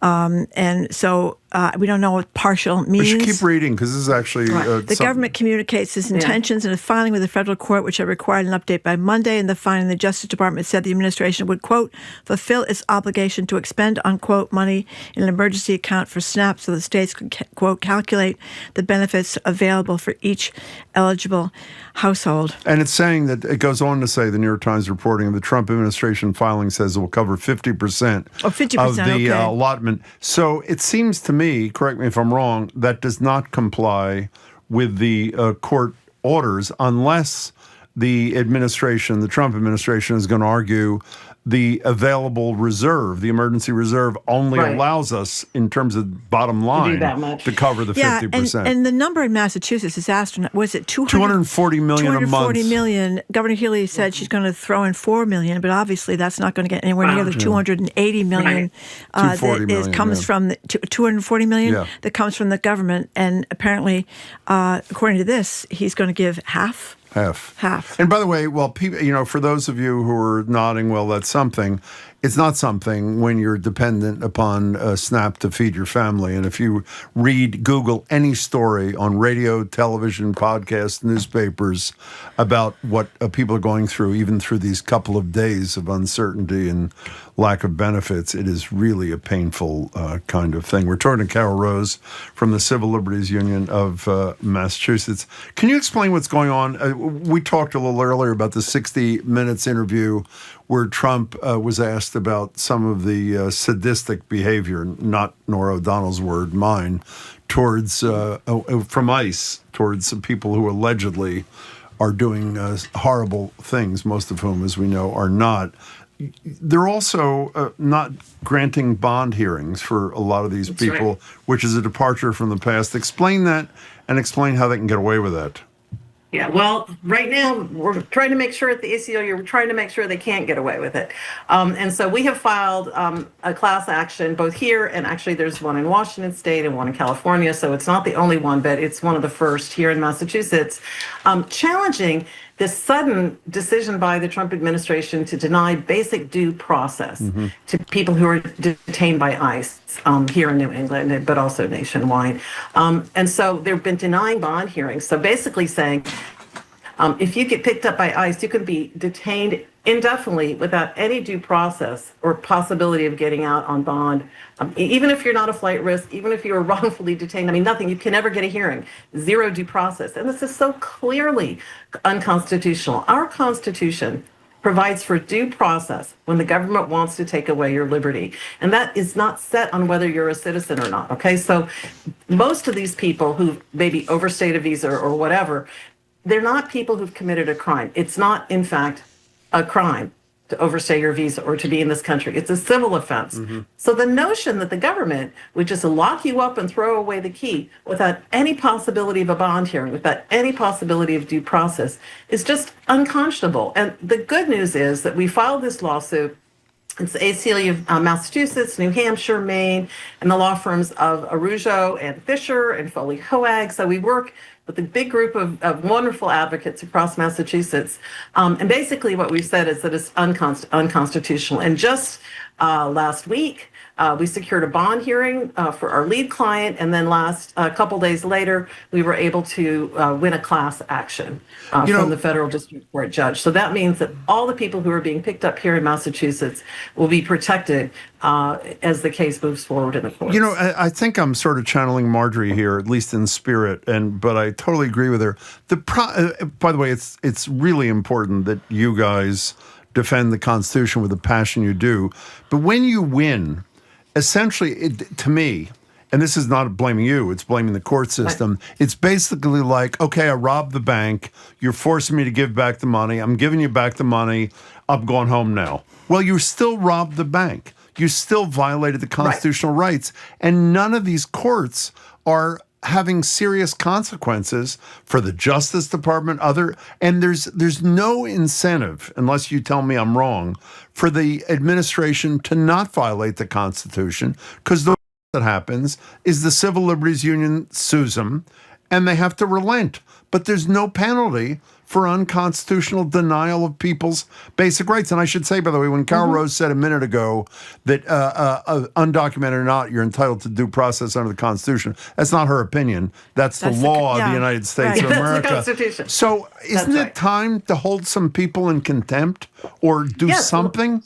Yes. So, first of all, I want to just say, the courts, when people say the courts won't help, that's just not true. The courts are helping enormously. We are setting so many people free, and it matters to those people who are actually get to go home and be with their families and aren't locked up in a prison. Not enough. I just want to say we've taken 200 legal actions against Trump administration just since January. And by the way, about 1 in 7 have been here in Massachusetts. And so far, 80% of the Supreme Court cases have actually come in our favor or in a mixed ruling. 80% of the lower courts similarly have ruled in our favor. 83% of the cases where we've gone for emergency relief, we're winning.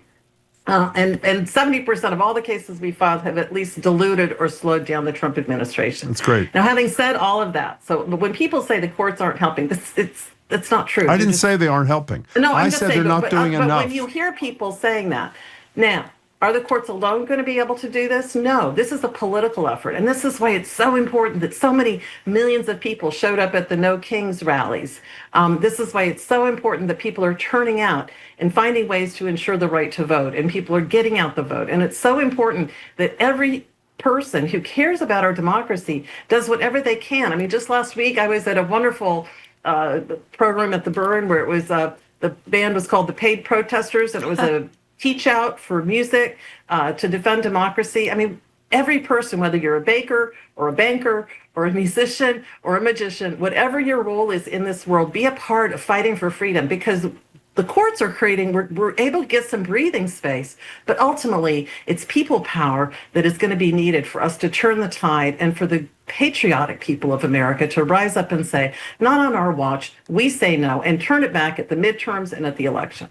So you spoke at Concord. I think you spoke in Boston too, right? In Boston. Okay, all right. So I don't mean to complain. Oh, if you do the music thing, I'm going to have a stroke. We need a really powerful playlist at these here, because you couldn't hear a lot of people. People are standing around, kind of talking to each other. You need clapping, you need bopping. You know what I mean? Trump has great playlists. In Boston, we featured a whole lot of local musicians, for the first time ever, because that was the feedback that we got. That isn't. Now I'm hearing you say we need a better sound. No, you don't need local music. Listen, I heard them; they were wonderful, but it wasn't like the songs that you knew that people could get excited to and sing along to. I think that really matters. Yeah, music is such a powerful tool. I couldn't agree more with you, Marjorie. And I think that using music, and that's why the Paid Protesters, that the music teach-outs are so great, because they combine historic protest music with new music, and we're learning new songs and new ways to keep our spirits up as we fight this battle. Well, you're a big wig there. It's going to be a long battle. Carol, you're a big wig there. So if they ask you to speak next time, say we need a playlist. I will say that. I will do it. Okay. Congratulations on that, by the way. I know you were a central part of it. And you were too. Really you were up in amazing. Concord, and Concord got a pretty good turnout too. That's a small town. Think about it. There were like 7 million people came out across the country. I think there were more than 40 No Kings rallies here in Massachusetts. Like, that kind of people power is so important. And when people say, well, what is the point of protesting? Well, as someone who used to work in war zones in failed states, when you live in a place where you can't go to the town square and protest, you sure do appreciate it when you're allowed to do so. So we need to exercise that democracy muscle, and dissent is fun than the alternative. By the way, Marjorie was too shy to mention this, but I feel out of loyalty to her, I have to say, not only was she concerned about the music, she thought that the appetizers were not plentiful enough. So if the next rally, if you could have more hors d'oeuvres, so we'd really I'm telling appreciate you, it matters. Hey, let's get the bakers involved. Let's get all the cooks and the bakers across the Commonwealth involved. I think that's a wonderful idea. Carol, it's good Everybody to talk to has you. a role to play. Everybody has a role. We want to be able to dance at the rallies. Thank you very much. We've been speaking. Great to see you both. You too. It's great to see you too. We've been speaking with the Executive Director of the American Civil Liberties Union of Massachusetts, Carol Rose, and we thank her very much for joining us. Coming up after this quick break, Michael Curry, head of the Massey Community Health Centers. He's going to talk about the public health impacts of the government shutdown, the update on the SNAP benefits, and he's also going to speak about the unexpected death of the former mayor of Newton, Sedi Warren, who died at 55 years old.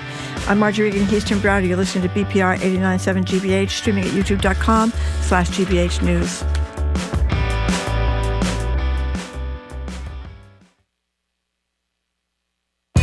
For nearly 2 centuries, Eliza Monroe Hay, the daughter of President James Monroe, lay forgotten in an unmarked grave in Paris. She was a woman ahead of her time. She probably made her opinions known, and I think people didn't know how to deal with that. I'm Scott Detrow. How a retired school teacher helped bring the first daughter home on the next All Things Considered from NPR News. Today at 4, here on GBH News 89.7. Our programs are made possible thanks to you. And Minus 33 Merino Wool in Ashland, New Hampshire. Since 1916, makers of all-natural merino wool underwear, outerwear, and New Hampshire-made socks. Their merino wool clothing and accessories are available at minus33.com.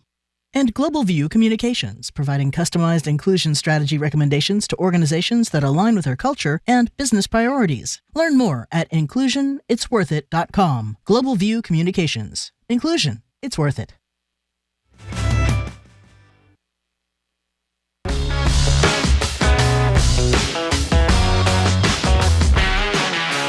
Welcome back to BPR. Marjorie Egan and Jim Browder, streaming at youtube.com/GBH News. Back at the library tomorrow and Wednesday. Attorney General Campbell with us tomorrow for an hour. Senator Markey will zoom in. And Wednesday, Governor Healy is with us from 11 to noon. We're joined in Zoom by Michael Curry, CEO of the Mass League of Community Health Centers, on the board of the National NAACP. Hello there, Michael. Hey, good afternoon. Good to see you. So Michael, earlier we were talking with Juliette Kayyem about the celebration of life. David Gergen, a longtime Kennedy School guy, advisor to all these different presidents who passed away earlier. They had a memorial for him yesterday. And as we were leaving, we heard about Sedi Warren, who was the mayor of Newton, and I know that and head of the Institute of Politics. Yes, at the Kennedy, the Institute of Politics at Kennedy School, and I know you had connection with him. So tell us about him. Yeah, so, my connection goes back pretty far with Sedi. His father, Joe Warren, who was in the Dukakis administration, was also a leader in the Boston NAACP. So I was in my 20s, and his father was one of my mentors. I joined the NAACP along with Leonard Alkins. And Dr. Joe Warren, who is highly revered and passed away as well, would often talk about his son, Sedi. And he would always say, you need to meet my son, and you need to get to know my son.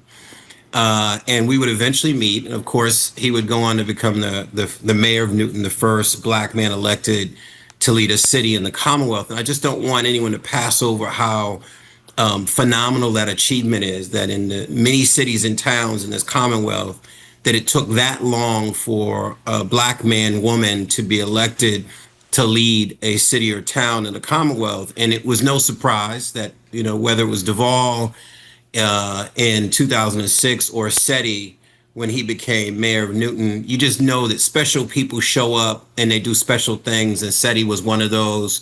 I was going back through my text messages of how often we would check in with each other, and he would send me encouraging text messages, and I would give him a shout out in his many roles, both when he worked for Kerry and then when he was mayor.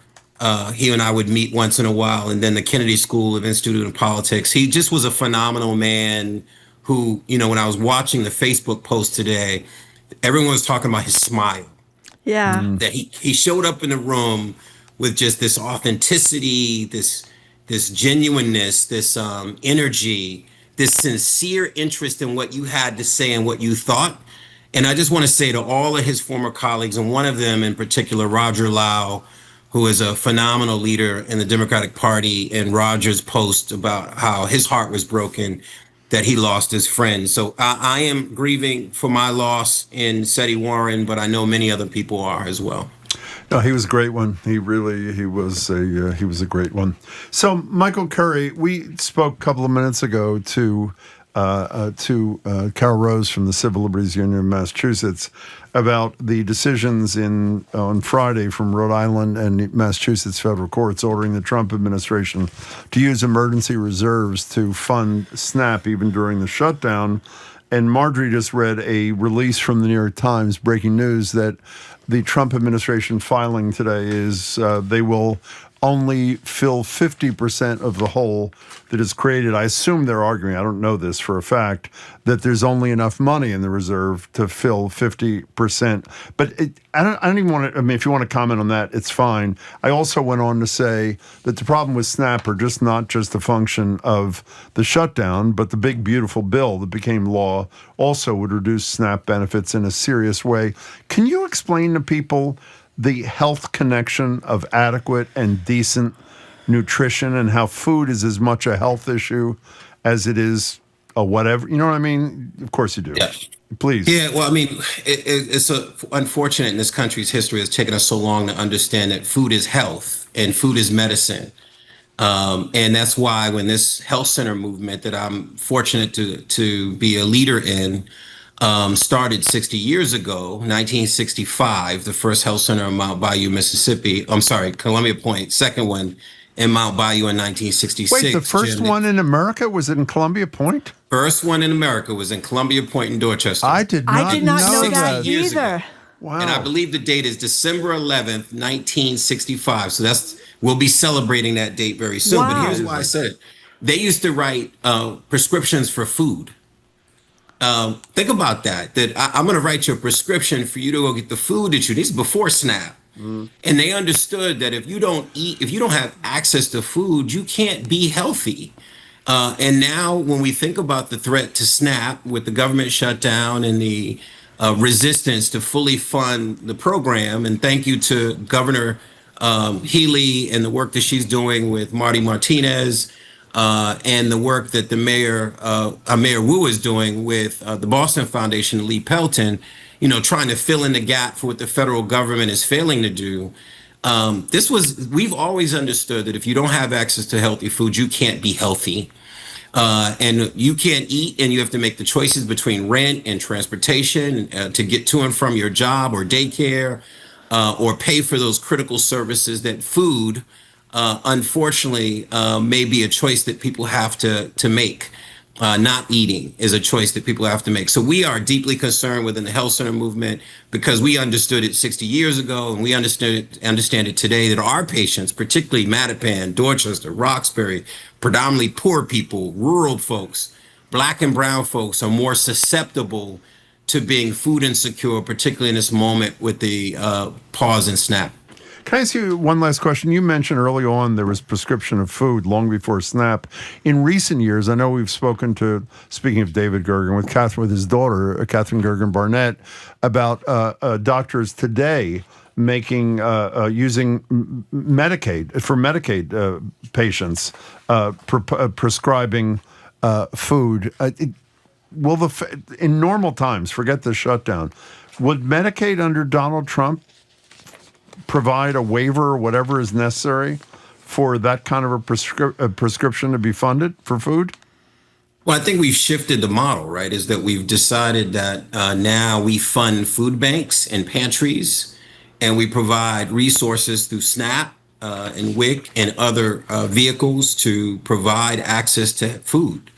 And, you know, health centers no longer have to write prescriptions for food. They can send you down the hall at a health center to get some canned goods or some food that you need, or to the Greater Boston Food Bank, or to a food pantry. That's the partnership and the beauty of being in Massachusetts, that we work collaboratively to make sure that people have what they need when they need it. And unfortunately, this disruption to that will cause many Americans to go without. 100 million American adults are dealing with pre-diabetes, and many more are dealing with diabetes. What happens when you can't get the food that you need to manage your disease? That's what the real impact of this is. So the WBUR had a really disturbing story about the Massachusetts Health Connector, talking about, they gave some examples, 62-year-old couple living in Watertown earning $86,000 between them a year will see their costs go up $1,741, so they'll be paying $3,134 per month. They had another couple, 57-year-old couple, similar salary in Worcester, will pay $1,687 more, up from $528. So that's practically tripling, isn't it? Explain what the Mass Connector is, and I mean, this is catastrophic, I would think, for some of these people. Yeah, I mean, we knew under the Affordable Care Act, and of course predating that here with health reform in Massachusetts, these marketplaces that you can go on and purchase insurance and get subsidies so that you can get coverage and access to care. A critical part of this is that people fall into different bands of poverty level, right? So we know that many people in this country are uninsured. And before the Affordable Care Act, 49 million people were uninsured. And then when we passed the Affordable Care Act, it gave people a pathway to Medicaid, so that now up to a certain percentage of federal poverty level, you could get Medicaid coverage. That made sense.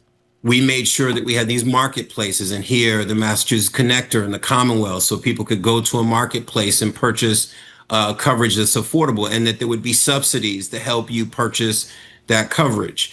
You know, you've heard me say this before, and I know I'm beating a drum when I say this: you pay now or you pay greater later. That either I help you get insurance and subsidize that, or you don't get any insurance, or you're underinsured and you don't get the care you needed when you need it, and you show up in the worst and most expensive place for people to get that care, in the emergency room. We want you in the emergency room when it's a dire situation and you've not had any, you've had access to primary care, and it's the last resort, not it's the first choice for you to get your care or your primary care. And unfortunately, you know, this disruption to the marketplace and this reduction in the subsidy will really impact regular everyday folks who are MAGA, Republican, rural, Democrat, independent, and others. So we're likely to see this pain very soon across many different parts of society. Talking to Michael Curry. You know, I was surprised. The Washington Post, there's a lot of talk about the Washington Post, how it's been taken over. You know, Jeff Bezos didn't want to run an editorial endorsing Kamala Harris, and that a lot of their writers have left because they've decided to take a right turn. They did a total trashing of Obamacare in their editorial, which kind of surprised me, basically saying it's a mess and more subsidies won't fix it, and we're just paying, you know, propping up a mess of a system. I don't know if you get a chance to see that, Michael, but I know Obamacare's got its problems. I wouldn't call it a mess and a disaster. Is it? Yeah, I mean, I think what disturbs me is, of course, any system, you know, Medicaid and Medicare had their problems, right? Yeah. Any major sweeping piece of legislation in federal history, in national history, had to be worked on and tinkered with and refined and improved. That is just inherent in policy, state policy, is federal policy. Again, I stress that if you thought America was ever healthy, let's go back to 49 million people not having insurance which means they didn't get their cancer and their diabetes and their heart disease treated, and they showed up and they died sooner and they lived sicker. So I don't know when America was healthy because I've never seen it, never heard of it. And now we're in a place where if we're trying to attack the Affordable Care Act without saying, how do we improve it? In Massachusetts, we passed Chapter 58, right? That was the access to coverage. And then we had to do refinements, and we're not even there yet in Massachusetts on how to bring the cost down, how to make the health reform work perfectly here in Massachusetts. We're still in that experiment. The federal government is just a few years behind us, and they're still working on the Affordable Care Act and how to make that work for all Americans.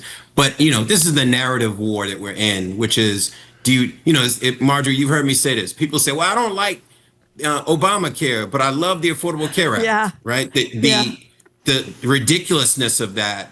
I think most Americans appreciate the Affordable Care Act for what it's done for their families. By the way, when you mentioned that, I've said this 1,000 times. One of the funniest bits ever is Jimmy Kimmel sends one of his reporters out to Hollywood Boulevard. It was a bunch of years ago, and does exactly what Michael just mentioned, and stops people in the street and said, "Which do you prefer, Obamacare or the Affordable Care Act?" And obviously they selectively edited it, but everybody said Obamacare. No, that is horrible. Affordable Care Act. Well, that's affordable, and that's great. It was really, it's so frightening. I would love to give a quiz to all those people who say they don't like Obamacare, or even that question the impact of the Affordable Care Act, to see how much they actually understood it's done for America and for citizens. Because I guarantee you, they'd fail. Well, and also it's moved from, as I know you know as well as anybody, from a liability for Democrats who voted for it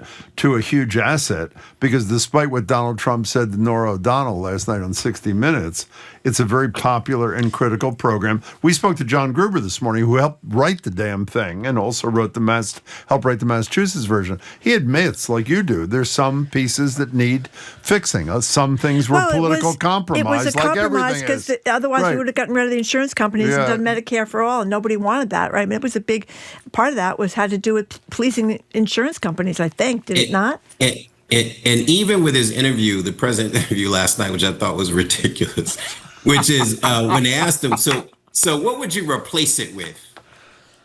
Did he answer that question? No, he did not. So it should shock anyone if say, I want to get rid of that thing that provides coverage and access for millions of Americans, and I'd have no idea what I'll replace it with. That should shock and concern everybody. If people choose not to accept what Michael just said, if people haven't read what Marjorie Taylor Greene, who loves the President of the United States, has said about Mike Johnson, the speaker, her speaker, and how she goes to Republican caucuses and says, you said publicly that we have a plan to deal with this healthcare thing, which you'll unveil a minute after the government reopens. What's the plan? She says they have no plan because he doesn't answer the question because they have nothing. If they had something other than repealing it, which was prevented thanks to the historic vote of John McCain. That's right. We put the thumbs down. Right. We'd be more screwed than we even are. Hey, Michael, as always, it's good to see you. Be well. Always a pleasure. Thank you very much, Michael. Michael Curry. We have been speaking with Michael Curry, CEO of the Mass League of Community Health Centers. He served on the board of the National NAACP. He serves, I shouldn't say he served, or maybe he did serve. He's still serving, as far as I know. Yes, he's on the board. Yes, okay. Coming up after this quick break, we will talk with David Shapiro, President and CEO of the YMCA of Greater Boston, about how they're stepping up to feed the hungry during this government shutdown. The federal government is going to give some money toward the stipends, but it's not going to be enough. I'm Marjorie Egan. He's Jim Browdy. You're listening to BPR 89.7 GBH, streaming at youtube.com/GBH News. Millions of visitors come to Boston every year to learn about its history, and a new walking tour offers them a look into the state's anti-slavery past. The idea of this trail, the idea of pointing out places where people can go and imagine a world that was filled with promise as well as peril is really exciting. I'm Trajan Warren. That story later today on GBH's All Things Considered. Support for our programs comes from you. And Safety Insurance, offering auto insurance policies designed to help for when the worst happens. You can ask an independent agent about safety insurance. Safety Insurance will help you manage life's storms. And Woods Hole Oceanographic Institution, driving ocean science and technology for the global good. You can learn about the campaign for our ocean planet at whoi.edu.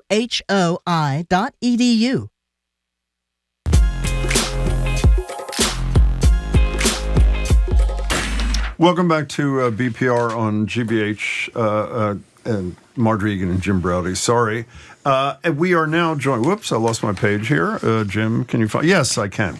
As cities and states, and we're obviously streaming on youtube.com/GBH. That was very smooth, Jim. As cities and states are rushing to cover hundreds of millions of dollars in a shortfall of benefits from SNAP, which we've been talking about all morning, as those funds, at least 50% of them, according to the Trump filing, remain in limbo.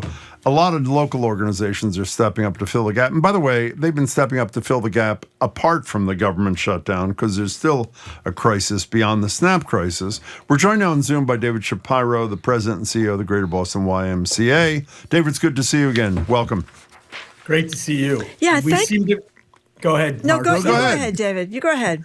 No, I was going to say we seem to gather whenever we're dealing with the next crisis, which I wish wasn't the case. But which means we could see every day based on that criterion. So, as Jim said to me this morning, we don't usually think of the Y as associated with food, but in fact, you guys are doing a lot. So, give us some idea of what's happening there. Yeah, one of the things I said in the press event with the mayor on Friday is one of the things we have to be grateful for as we face crises is what infrastructure we already have in place. And we have an incredible food security and nutrition infrastructure in Greater Boston in place, held up by an incredible food bank that's one of the leading food banks in the country, and they're really the tip of the spear. What the Y has really delved deeply into, and it started with COVID, greatly accelerated, and this is what sort of changed, to your question, your version of your grandfather or grandmother's why, is that we became a huge middle organization for the food bank to get food to 45 other organizations and became their largest distributor of food, kind of last mile distributor. And then we do a lot of our own stuff with vended meals, kids and after school. It gets to the tune of about 3.2 million meals a year, greatly expanded since pre-COVID. Our hunger relief and nutrition education. Describe a few of the outreach things you do, from this grocery bag thing to the mobile market. What are the ways people can access food through the Y there, David? Yeah, so one of the things I would just say, especially right now when straightforward help is so key, is that anybody can go to ymcaboston.org and they can find where the mobile market is stopping weekly, Jim, and it's got hours in all neighborhoods throughout the city, including at Ys and community health centers. I know you just had Michael on, but lots of different locations where it's just routinely stopping at the same place, same hour every week to get out fresh produce. How we have nutritionists with the mobile market to give out nutrition education. Kids are getting meals in after school and before school. And then these grocery bags are being distributed to everything from churches to mosques to food pantries around the city. YMCABoston.org. And those mobile markets are sort of like mini supermarkets that come to you, right? They really are. And people, line up. It's fresh food, which is often not in as much supply and is often more expensive. And it's as well as nutrition advice for what you can do with that food, because we know not everybody knows how to cook and sort of whip up meals with all sorts of different kinds of food. When you say fresh food, I assume that means fresh fruit, fresh vegetables, fresh meat, that kind of thing. That's right. Yep, That's okay. exactly right. And this other thing we added, which is a little more complicated, but this thing we added, which is now the headquarters of our food operation, and we did this with help from the city and with help from Mass General, is this thing we call the Food Access Hub, which is at 30 Northampton in Roxbury. And it's basically one where we gather all this food, but it's also the largest cold storage, freezer and fridge refrigeration in the city for recovered food. So less food goes to waste. That's a huge bottleneck in the food system. And now we have a really good way.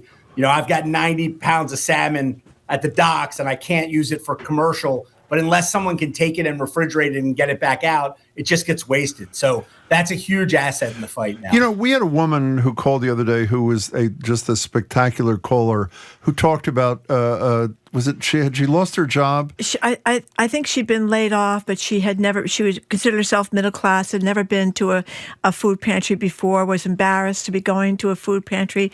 But she talked about how lovely the people were there. How respectful. How they, commiserated with her. She was a great caller. 2 young children, I think. I think you're right. And so my question is, off her incredible honesty, are people still reluctant, even as it gets worse and worse in terms of food, to go ask for help, or is that changing, I hope? Yeah. I mean, I think it's human nature, right? It's a sense of pride when your situation changes. I don't think anybody loves asking for help. That's something that's portrayed in a way that is not portrayed accurately, I think, by some parties and some ideologies. But nobody is excited about asking for help. The question is, and we talked about this on Friday, gift cards as an added thing to try to assuage some of the pain from the SNAP situation, is that proximity and dignity is incredibly important.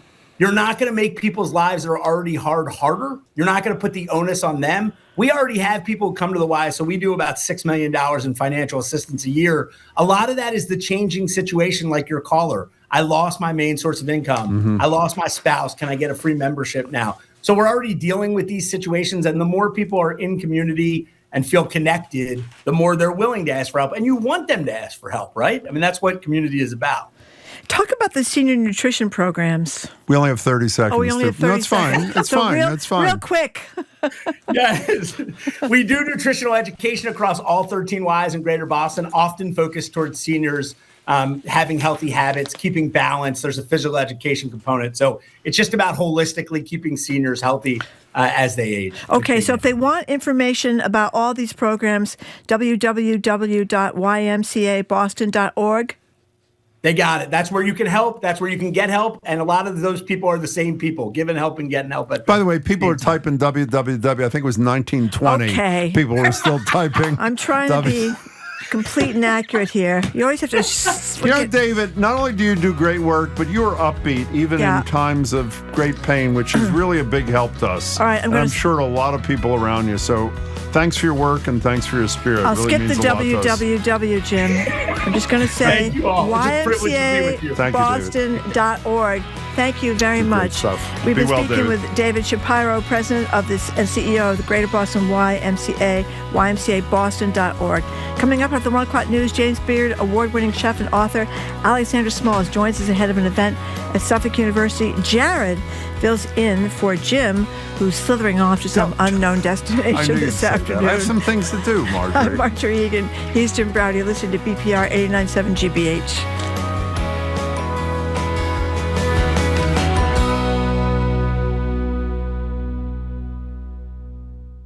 Join GBH on November 4th for a special look at the newest Frontline film, 2,000 Meters to Andreevka. Hear from the Oscar-winning team as they discuss the film and answer your questions. Reserve your tickets now at gbh.org/events.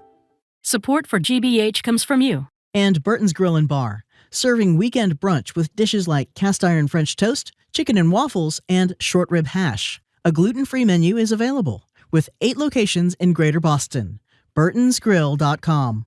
And Newport Mansions, presenting Sparkling Lights at the Breakers, November 21st to December 28th. This yearly event brings the magic of the holidays inside and outside the Gilded Age Mansion. Tickets and schedule at newportmansions.org. You're listening to 89.7 WGBH HD1 Boston. Online at gbhnews.org. GBH News. What matters to you? I'm Jim Browdy, ahead on Hour 3 of BPR. Alexander Smalls is an award-winning opera singer turned James Beard Award-winning cookbook author and chef. He joins us ahead of an event at Suffolk University. I'm Marjorie Egan, then we'll continue talking about food, but specifically about family dinners. Some people, too busy, too expensive, are giving up setting the table, eating a home-cooked meal, and catching up with loved ones over food, while others defend the family dinner ritual. We want to hear from you. Is the family dinner still part of your life, or have you cut it out to make time for other things? Call or text next, BPR 89.7 GBH.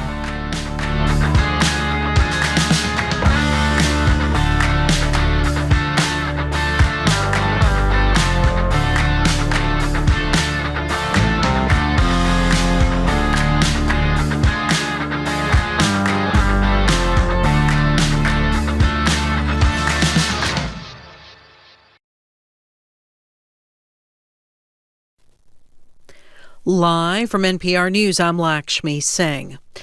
The Trump administration says it will restart federal food assistance with money from the Agriculture Department's contingency fund, but recipients will only get half of what they normally receive under the Supplemental Nutrition Assistance Program, or SNAP. The administration announced its decision after two federal judges ruled the government acted unlawfully in freezing payments for the country's biggest anti-hunger program. As NPR's Windsor Johnston reports, millions of people stand to be affected. The threat of missing SNAP benefits is sending a wave of anxiety through low-income families, many of whom already live on the edge. Mental health experts say the stress isn't just about food, it's about fear. Martha Wadsworth is a professor of psychology at Penn State University. She says the shutdown is re-traumatizing for people who've already endured poverty, displacement, and instability. It increases stress, and we know stress has effects on the brain. And for kiddos who are hungry, who have food insecurity, it affects their sleep. It's hard to sleep when you're hungry. If benefits lapse, experts say it won't just be hunger, it will be a mental health crisis. Windsor Johnston, NPR News, Washington. The government shutdown is the second longest in U.S. history. It entered its second month on Saturday. President Trump says he no longer plans to attend oral arguments in a tariffs case before the U.S. Supreme Court this Wednesday. At issue is whether he overstepped his authority when he imposed reciprocal tariffs on nearly every country in April. Trump says he thinks it's one of the most important decisions in the nation's history. Because without tariffs, without our being able to use tariffs freely, openly, and in every way, we would suffer tremendously from a national security standpoint. Trump speaking to reporters last evening as he was on a flight back to Washington, D.C. from Florida. The U.S. will not be conducting an underground test of a nuclear weapon anytime soon. That's according to the Secretary of Energy. NPR's Jeff Brumfield reports his remarks came just days after President Trump mused about a return to nuclear testing. Speaking Sunday on Fox News, Energy Secretary Chris Wright said that the U.S. would test components of nuclear weapons, but it wouldn't set off a nuke. These are not nuclear explosions. These are what we call non-critical explosions. So you're testing all the other parts of a nuclear weapon. For decades, the U.S. has done such testing. Wright said upcoming tests would be part of a broader effort to modernize the nuclear arsenal, which is decades old. The comments came just days after President Trump said he was ready to return to nuclear testing in response to actions by other nuclear powers. Jeff Brumfield, NPR News. The Dow is down nearly 200 points. It's NPR News. Afternoon with the latest from the GBH Newsroom. I'm Henry Santoro. A new poll looking at next year's U.S. Senate contest suggests that voters have incumbent Senator Ed Markey's age on the mind. But the survey from UMass Amherst shows that doesn't necessarily translate into a loud call for generational change. We have more from GBH's Katie Lannon.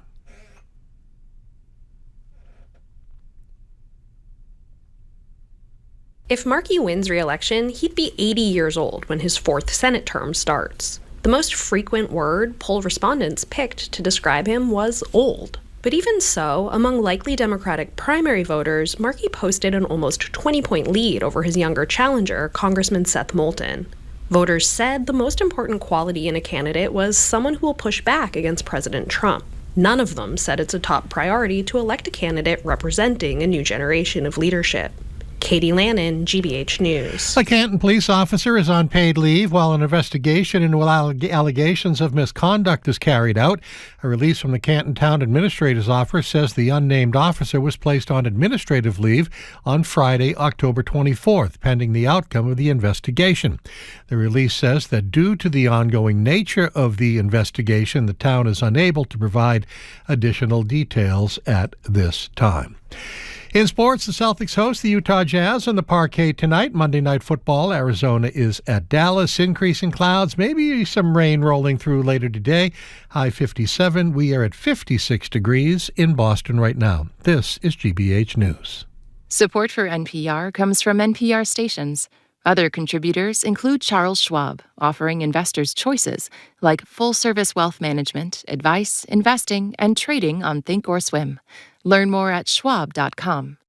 And from the Doris Duke Foundation.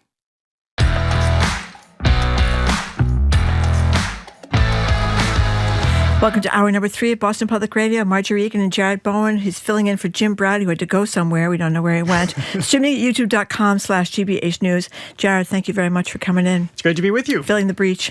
We'll be back at the Boston Public Library tomorrow with the Attorney General of the Commonwealth, Andrea Campbell, taking our questions and yours from 11 to noontime. Senator Ed Markey will zoom in later in the show, and we're going to speak with chefs Tiffani Faison and Zimu Chen about their great new restaurants. Wednesday at the Boston Public Library, we'll be joined by the Governor of the Commonwealth, and she'll be with us from 11 to noon. But we are joined now on Zoom by Alexander Smalls, Tony and Grammy Award-winning opera singer, who's also a James Beard Award-winning cookbook author and chef, bringing together music, food, and the African diaspora. He is a man for all seasons, and we're thrilled to be talking to him. He joins us ahead of a Ford Hall Forum at Suffolk University Wednesday. For more info on that and to register it, you go to lowelinstitute.org. That's lowelinstitute.org. Alexander Smalls, we are thrilled to speak to you, and what a life you have led. I don't know where to begin. You've done so much stuff here. It made me feel like a slug. But tell us more about what's happening in this event on Wednesday. Tell us what people can see when they go. Well, thank you so much for having me.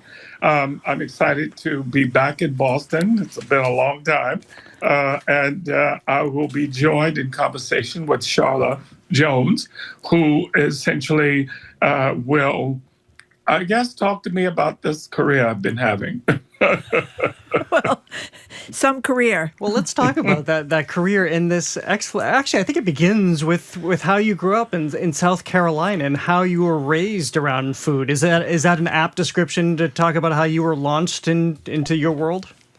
I think that's a perfect description. In fact, in January of this year, my first children's book came out, which is an ode and a love letter to my parents and to my family, extended family. I was raised in such a warm household. You know, food was absolutely everything to me, and music. Those were my two love languages. And it's how I saw the world, through cooking and singing. It got this whole thing started. Yes. Well, before we get to your singing career and your cooking career, you told a wonderful story about driving north with your family and packing up the car with food because of the racism. Then the difficulty of stopping at restaurants. Tell us about that drive. Well, you know, I was very young, but I also understood before every trip, usually a car trip, there would be preparation for food. You know, that was the era of the Green Book, where essentially Black Americans had to understand where they could stop, particularly on the Eastern Corridor, and find places to eat. But most folks, you know, packed what we called a shoebox lunch. Many years later, I gave a nod to that practice.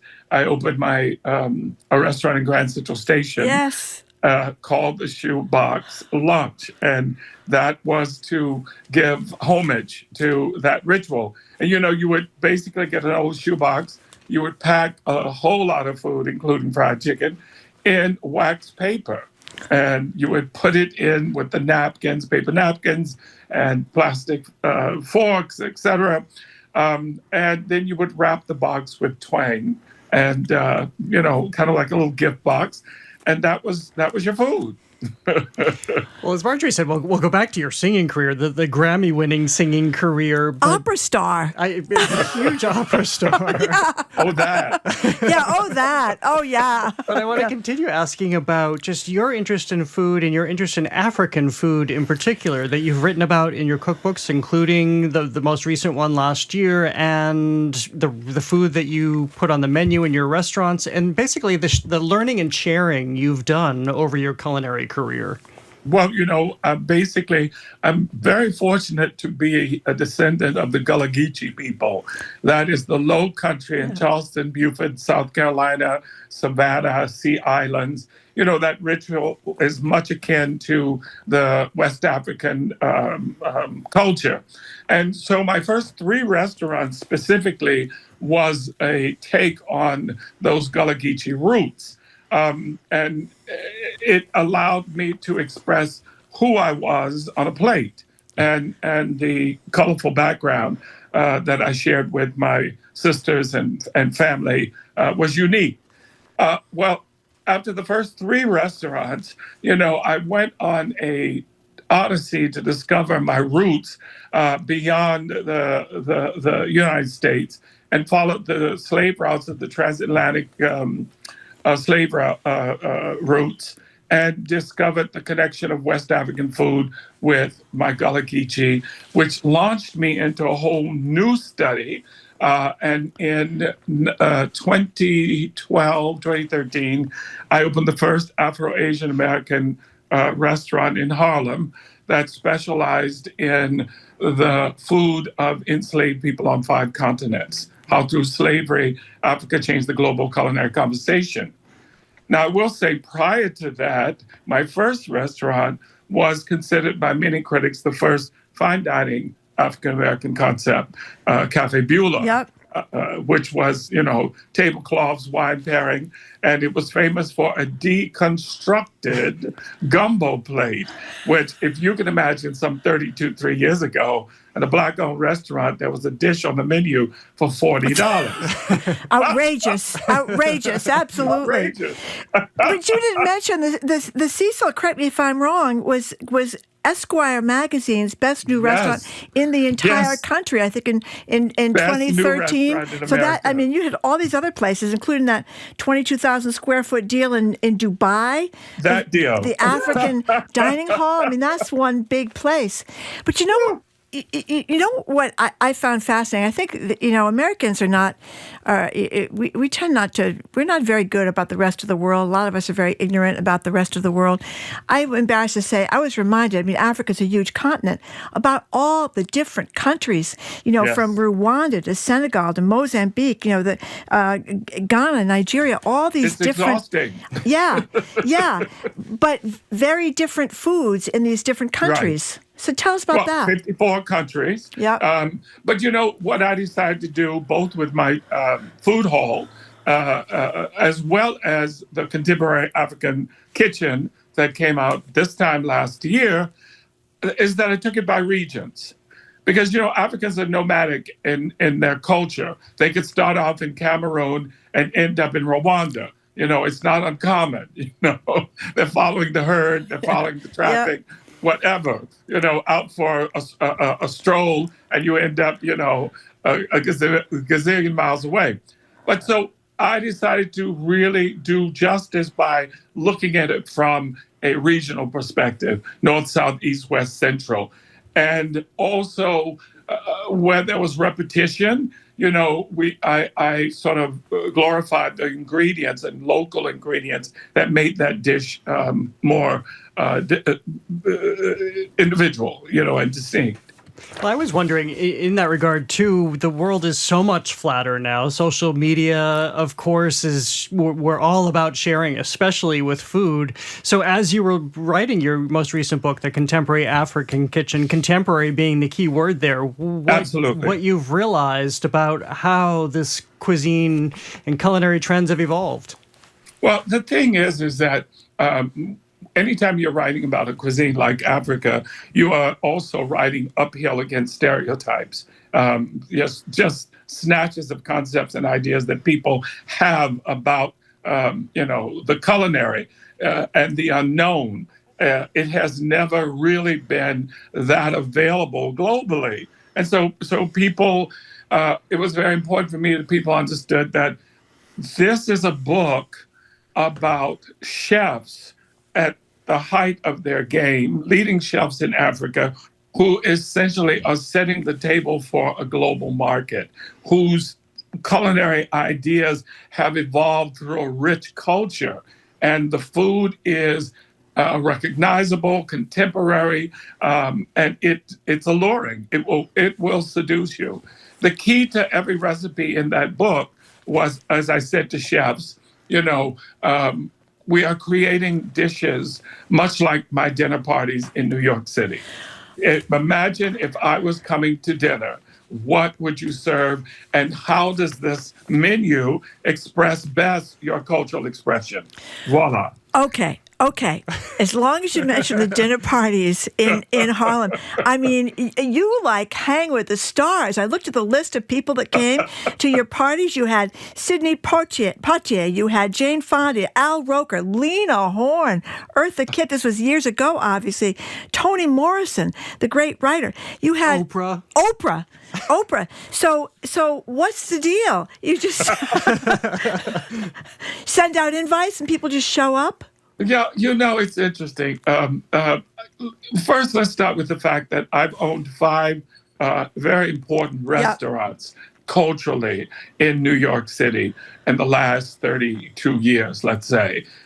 So if you were anybody at all, somehow or another, you made it through the doors of one of my restaurants because I was setting the table for not only locals and fast-moving New Yorkers, but for a global community who really wanted something unique and special and who wanted to embrace the philosophy and lifestyle that I'd created. Well, I tell people all the time, I opened my first restaurant to take my living room public, and somebody else needed to pay for dinner. So it all started like that. Well, if the living room is the key component, I'm wondering how these dinner parties transpire, because I think if anybody else in the world, if Oprah was coming to dinner, people would be planning this for about 3 years. Oh, it would my be God. like having royalty. Nervous breakdown. Yeah, you're shaking your hand. No, that's not the case. I read a description. I think it was a New York Times reporter who attended one of your dinner parties. People are sitting there with plates on their lap. It sounds very cozy and really, really comfortable. Well, I have 2 styles. I'm sitting right now at my dining room table that seats 12 people. Right? I'm in the middle of the table because that's where the head of the table is. And it's community, right? But then I have the larger parties I do for about 25 people, and the same spread of amazing food. But we just bounce around the apartment between the 3 public rooms. I'm in the dining room right now, but behind me is the bar room. And then there's the music room, and inevitably, because I'm an artist, so many of my friends are artists, somebody jumps on the piano, and we just carry on and on. Oh, nice. That's why you're such a happy guy. This sounds like a wonderful way to live. We just went to Suya Joint, this great West African restaurant in Boston. We had them on the radio with us because one of the gentlemen that worked there was picked up by ICE. Thank goodness everything. Yeah, thank goodness the case is resolved and he's out. But he was gone for many weeks, and we had a wonderful experience there. And I had never been to a restaurant before that specialized in African food, and it was fantastic. We sat at a huge table. We had a million different courses, and it was a lovely, lovely evening. But may I ask you a little bit about, not to sound envious, but I am sort of envious. You've run the best restaurants, African food, written all these books, bestsellers, plus you're an opera singer. It doesn't seem fair that you should have all these talents. But how did you come to be such a talented singer? How did that come about for you? Oh, my goodness. Well, needless to say, I was a precocious child. I guess so, yeah. Only boy, only nephew, only grandson, demanded so much attention, exhausted my parents and anyone else who was in the room. But I was very fortunate that an aunt and uncle of mine, who had also been a part of the Harlem Renaissance, moved back to Spartanburg, South Carolina, where I was raised when I was born. And they came because my uncle said my father, his younger brother, didn't have what it took to really oversee my education. These 2 amazing people, my aunt was a classical pianist, and she was my first piano teacher. My uncle was a chef and played piano by ear. But they also were very well traveled and cultured. They had me listening to opera when I was 5 years old. I was reciting Shakespeare in my mother's garden at 8. I mean, I was just this odd kid that had a passion for all these things. I couldn't wait for Ed Sullivan to come on because there was Leontine Price and Clyburn, Joan Sutherland and Marilyn Horne, all these people with their richness. And then I go jump in the mirror and imitate them all. So does that mean from a very early age then, when you were jumping in front of the mirror, that you... Jumping in front of the mirror, absolutely. But at that point, did you knew the scope of talent that you had? I know. I just knew that I had a passion for all of these things, and it was more than casual. The greatest gift my parents gave me, truly, was they never said no. If you could imagine, growing up in a one-horse town that was still segregated, I integrated my schools, you name it. But I come in at about 8 or 9 years old and say to my parents, I want to be an opera singer.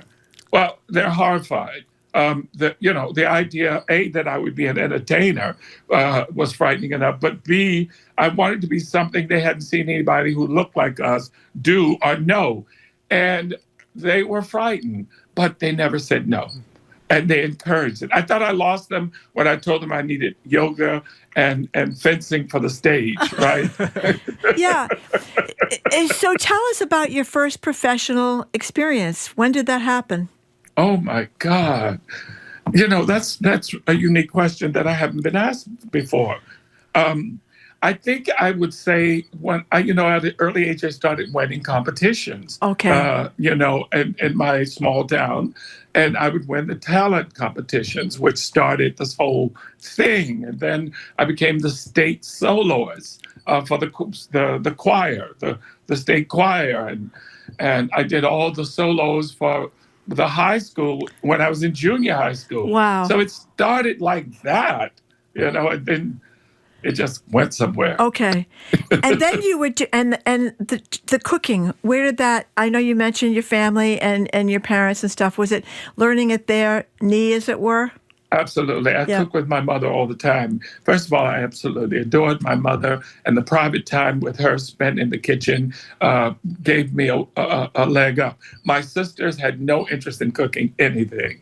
And she would put me on pillows. She would give me little chores in the kitchen. I write about this in the children's book. There's a pie at the very end of the chapter. It's my lemon meringue icebox pie that I started making by myself at 5 years old. And I still make it today. In fact, there's some in the refrigerator.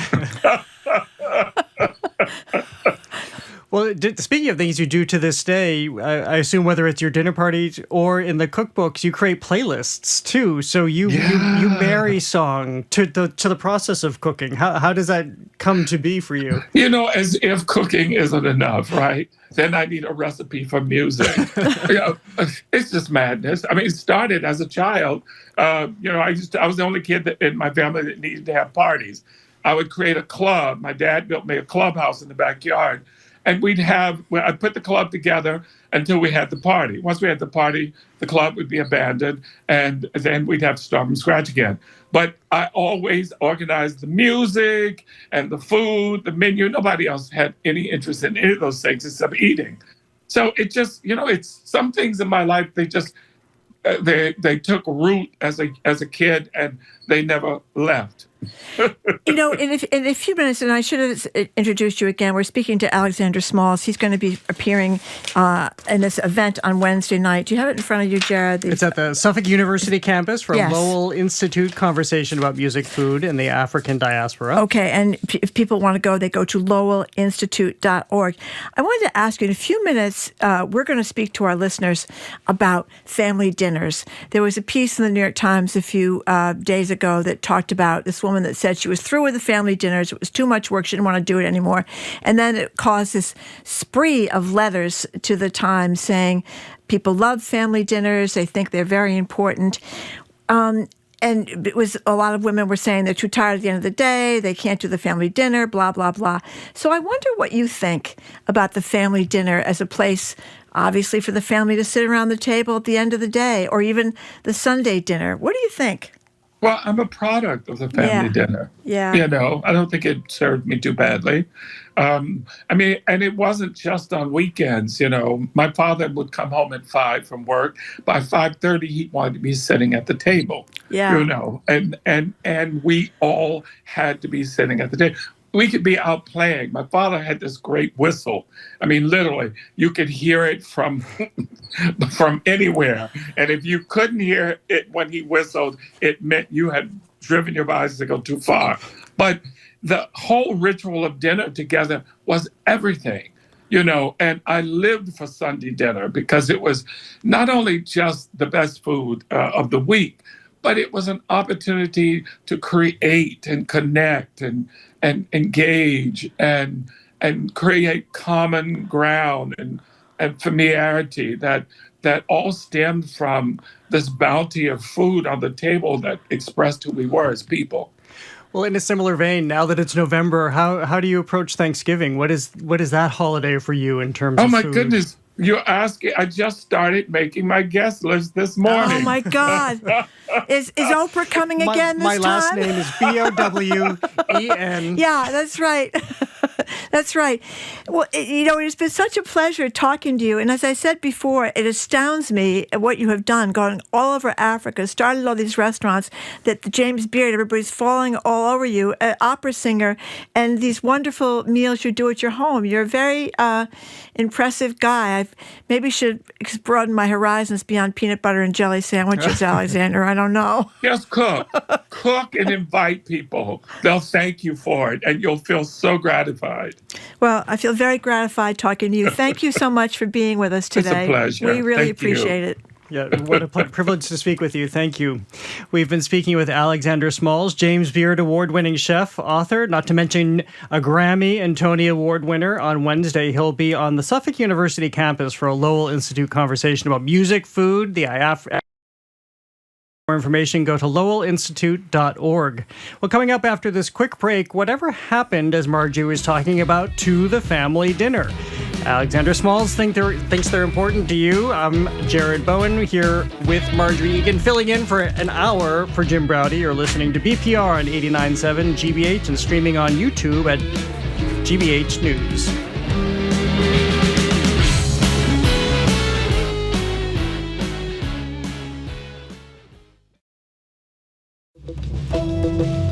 I'm Arun Rolfe. Coming up on GBH's All Things Considered, the latest on the status of SNAP benefits for residents who depend on the federal food assistance program. We'll reflect on the life and legacy of former Newton Mayor Sedi Warren, who passed away this weekend. And for years, the remains of President James Monroe's daughter were interred in an unmarked grave in Paris. A retired schoolteacher helped bring her home. That story and all the day's news starting at 4 on GBH 89.7. Our programs are made possible thanks to you. And Johnson & Wales University, offering 3-year bachelor's degrees with an emphasis on academic and professional preparation. Learn more at jwu.edu. And the Museum of Science, featuring exhibits for all ages, from indoor lightning storms to live animals to modern robotics and hands-on design challenges. More at mos.org.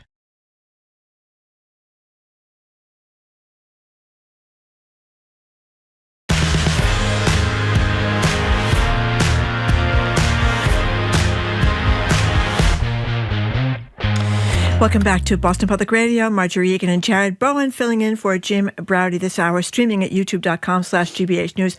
I want to mention again, we're going to be back at the Boston Public Library tomorrow. The Attorney General of the Commonwealth, Andrea Campbell, is going to join us, taking our questions and yours from 11 to noon. Senator Ed Markey is going to Zoom in later. And on Wednesday, Governor Maura Healey will be with us also at the library from 11 to 12. So, Jared, thank you very much for slipping in for Mr. Browdy. For the slithering Jim Browdy. That's right. my continued pleasure. That's right. He slithered out to parts unknown. Anyway, these days you cannot open the internet without seeing a think piece about the demise of American society. Plenty of proclaimed reasons, but today we're going to dig into just one: the supposed disappearance of the family dinner. Okay, we were just talking to Alexander Smalls. I mean, can you imagine going to dinner at his house? It would be just, he extolled it about all the great things, right? Phenomenal. And I was also thinking, can you imagine just the pressure, which he clearly is not bearing because he just enjoys this so much, as so infectious, but the pressure of hosting all of those people, but the pressure of just being a guest alongside those people. Exactly. And he talks about having a dinner table for 12, and he's going to host Thanksgiving with more people. But anyway, this woman named Erin White wrote in this recent New York Times piece about the pressure to sit down for a home-cooked meal every night, baked into American culture. Family dinner will make you smart, she writes. It will keep your children off drugs. Your children will learn languages, turn away from vaping, join the Model UN if you just sit at the table for 15 minutes every evening, a plate of food in front of you. However, in 2025, she also writes, who has the time? Many families are stuck with both parents working, sometimes working 2 jobs to pay Trump's tariffs, plus shuttling the kids from the math tutor to swim lessons to piano lessons to whatever other thing they have to do in the afternoon. Who has time to cook? So we are opening the lines to you at 877-301-8970. Do you still have family dinners? Has it evolved perhaps for you? Maybe it's just a little weekend thing. Sunday dinners still reign supreme in many homes. Maybe you've mixed the home cook element and accepted that just sitting down together over something like takeout is good enough. Or maybe the family dinner has been thrown in the trash altogether, replaced by endless hours of doom scrolling or watching TV or doing whatever other things Americans do besides eat. 877-301-8970. How do you feel about the family dinner? Is it still important in your life, or did you ditch it long ago, or do you just think, I don't have time anymore? 877-301-8970. What do you think? Well, I have to say, it was this great exercise as I was thinking about this today and remembering our family dinners. I think we, as a family, my little nuclear family of 4, had dinner until I was about, 15 or 16, and I took an after-school job, which didn't always get me home in time for dinner. But that was just a key part of what we did. And I think it's all how you define dinner. I read the Erin White piece, too, and I think that she just got burnt out, but she also put high expectations on herself in having gourmet meals. That's right. And having to labor hours for dinner when, as Alexander Small says, as long as you enjoy it, however that is, whether it's picking up food, just making a casserole. By the way, I still make my favorite casserole that my mother made, which was super, super simple. What kind of casserole? I'm going to keep that part to myself, but I still make the mystery casserole. I still keep it. I still make it myself to this day, and it all stems from those beautiful family dinners. Well, she talks about it being kind of exhausting, that she had been making these dinners, but it's an extraordinary amount of work, time to coincide with the one period of day when no one wants to do any work. And she talked about kind of the cooking, the family dinner industrial complex that sprung up. We now have crock pots, right? So you can put the food in the morning, and then it's all done when you get home. We have all manners of fryers, the air fryers, sheet pan meals. That's big now. You just throw everything in on one sheet pan. We have all these food Instagrammers, TikTok recipes, etc. I guess there's a cookbook called What to Cook When You Don't Feel Like Cooking, and I dream of dinner so you don't have to. So she talks about this, doing it for years and years and years, but now she's kind of thrown in the towel, and they don't do it anymore. She does it with one child still home, but sometimes not even with that kid. They just eat cereal for dinner and watch TV. Well, and she also points out the family is still coming together, whether it's a bike ride or a walk through the neighborhood after, or yes, maybe everybody coming together in the living room and watching a show together. So I think what everybody is just craving right now is the family time where you come together. What are your thoughts? You were always working. I'm not much of a cook, as I've made fun of, but we had these wonderful gratin fish sticks for dinner. Yeah, I was thinking nachos are a meal. Yeah. That's okay. When my kids were little, or I used to make spaghetti pancakes, that was a big hit. Pancakes? Yeah, you'd mix the spaghetti with eggs and cheese, and you cook them together in the fry pan. You'd sort of put the eggs in the bowl, put the cheese in the bowl, mix it all together, then throw it in the fry pan. That was very popular. But I kind of thought, because in my house growing up, we did have family dinners, I thought I should do the same thing with my children. So we did. And I used to always like candles. Oh, yeah. how fancy. I did. Kathy Egan I did. household. The gratin fish sticks and candles, or grilled cheese or soup or something. Yeah. So I thought sitting around the table was a big deal. And I did it until my last kid went away. Oh, that's right. So it was just the two of you at the end. There was just the two of us at the end. And when I've lived alone, I haven't done it. I'll eat peanut butter and jelly for dinner. You don't have the family meal with the candles by yourself? I don't have the family meal with the candles. No, I don't. But what do you guys think? 877-301-8970. Al, on the road. You are first on the family meal hour. What do you think? I think it's still important. They're a lot less frequent than they have been in the past. I got 2 kids, and my wife and I are both very busy as well. So it's usually 4 people going in 4 different directions. But we do try to get it at least once a week. And honestly, it's one of the things I miss from COVID.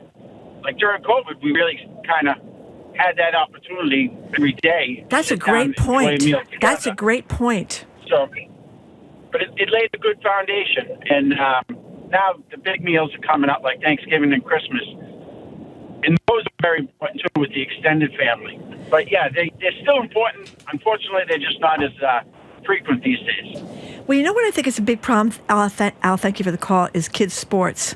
That makes it harder and harder because lots of times if your kids are playing sports, especially in high school, they'll get home to like 7 o'clock and then they got to do all their homework. And so you're all the homework. crashing I was thinking through. about that, how it must be like. And I think Al makes a really good point that I don't have kids, but I did have these great traditions with friends during COVID where we would go sit 12 feet apart, especially in those early days. You'd go into their backyard. I do know of one group of friends in Maine who've continued that tradition, maybe not every week, but about every other week. But yeah, as soon as we were back in the world, we kind of forgot about that and moved on. I got the fish sticks names wrong. Textures, it's not Groton, it's Gordon. Oh, Gordon. Yes. Trust the Gordon's fishermen. Gorton.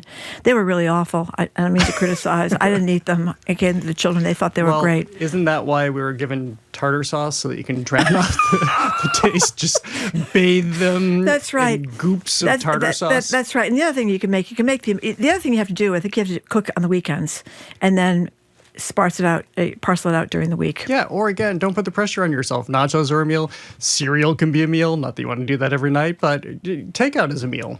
Yeah, I have 2 teenagers. We tried it for our best. I make dinners most nights, but leave it out so we have a healthy meal. We try to eat together 1 to 2 times a week. So that's something. Anonymous texter said, my family always eats together. It doesn't matter if it's takeout. It's about sitting around the table together. It's important. And that's true. Now you can get food delivered. I hate to use those DoorDash things. You can go pick it up, I suppose. But you can do that and take the pressure off. Yeah, exactly. And speaking of the gathering around for dinner, so, when I was talking to Donnie Wahlberg recently for the Culture Show, because he has just had this new spinoff, Boston Blue, which is a spinoff of Blue Bloods. And one of the reasons that show was so popular, among many reasons, for 14 years is because every episode ended the same, where they would gather around, the Reagan family would gather around for dinner. And so as they've created this new series, Boston Blue, they were sure that they would and did make that fundamental to that show too, because people not only like to do it, but they like seeing it happen. And they were Irish, right? Irish, yep. So that was defying the stereotype of the Irish having no food to cook and being terrible cooks. Things have changed. Yep. We've moved beyond corned beef and cabbage now. Took a couple of centuries, but we have. But lots of French fries now? Is that the other thing? Yeah, lots of French fries. Aria, I'm not sure if I'm pronouncing that right, from East Bridgewater. I apologize if I got it wrong. Hi. Hi, Aria. How's it going? Can you hear me? Yes. Can you hear me? Yes, we can. Oh, great. Yes. You got that right. Okay. I have so much to say about the importance of eating at the table with your family, no matter how short it is, no matter how simple the meal, and even if it isn't every day, but just as much as you can manage with our busy schedules. But I will try to keep it to like the number one things that come to mind that have not already been discussed. Go ahead. One of them is our relationship to food emotionally. from a psychiatric point of view and how it connects people over the sharing of food. Food is deeply emotional. And I really believe that a lot of people's unhealthy relationship to food, like this tendency towards obesity, this tendency towards emotional eating, is thwarted by lack of human connection. Does that make sense? Oh, yes, that's a great point. Yeah, it's really unhealthy, like from a emotional psychiatric point of view, right? And if it's, and we don't spend the time with our food, and as a result, we eat more, we eat less healthy, we eat things that are less healthy for us. There's so many, So spending time with food as a family is really important. The other thing is what else was I going to say? Oh, I just see that, like, with screens, I see this unhealthy trend where people don't put the screens away, and they're just, and like even kids, they can't. I've had numerous parents tell me that their kids can't eat, like, without their screen by them. Yeah, you got to ban the phones. It's super important. Yeah, for relating to other people and learning, like, table manners for travel. Like, when you go out in the world, there's so many places. I've traveled all over the world where that doesn't happen, and you make these deep relationships with people over food, and you learn how to respect each other's sort of table manners, and there's just this valuing of that has just really gone out the window. Okay. Let's get down to brass tacks here. Are you cooking dinner every night? Okay.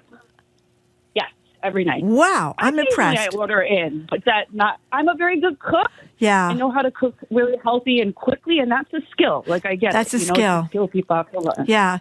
Yeah. That was a great call. That was a great call. Thank you very much. That is true, the emotional part of eating. And learning table manners. Where are you going to teach your children table manners if you don't sit down and eat dinner with them? And some say, of the table shut your manners, mouth. Close your mouth. Don't shove everything in all at once. Well, it's such a struggle because we're all on this treadmill now, and we know that the media companies are giving us essentially dopamine in all of the technology, so it's so hard for kids to put the phone down. So maybe with this new policy in some of the schools to pouch your phone during the day, you can be pouched during dinner as well. Yeah, was always a big fight to put the phone down during dinner. I tell you, I was a tough taskmaster. Put down that phone. With my sister was always to get her to finish the food. It's good when you have dogs, though, because you're just under the table. You could slide it in. My sister figured out early that putting it in her, we always had linen napkins. So you put it in the linen napkin and it ends up in the dishwasher. In the washing machine. You don't want to find lima beans in the washing machine. No, the dog can solve a lot of your problems for what you don't want to eat at the dinner table.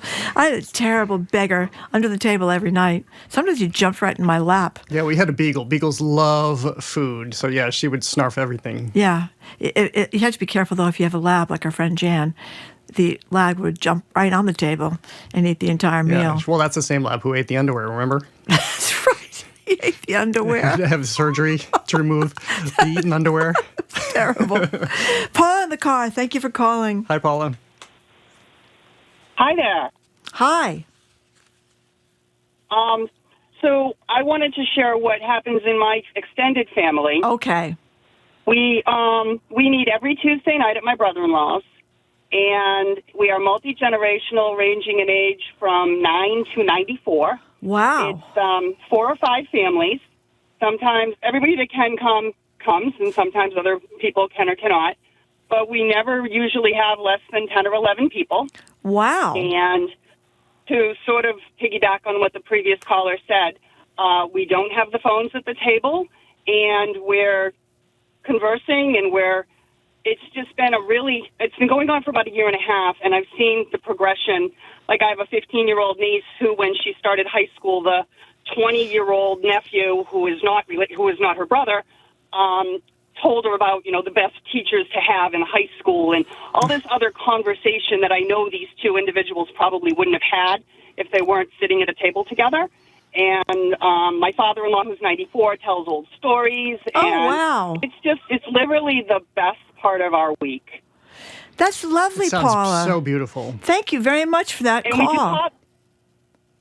We do potluck, so everybody brings something. My brother-in-law takes care of the main course, and somebody will do the dessert, and somebody will do the salad, and so somebody does the wine. There's a little bit of that.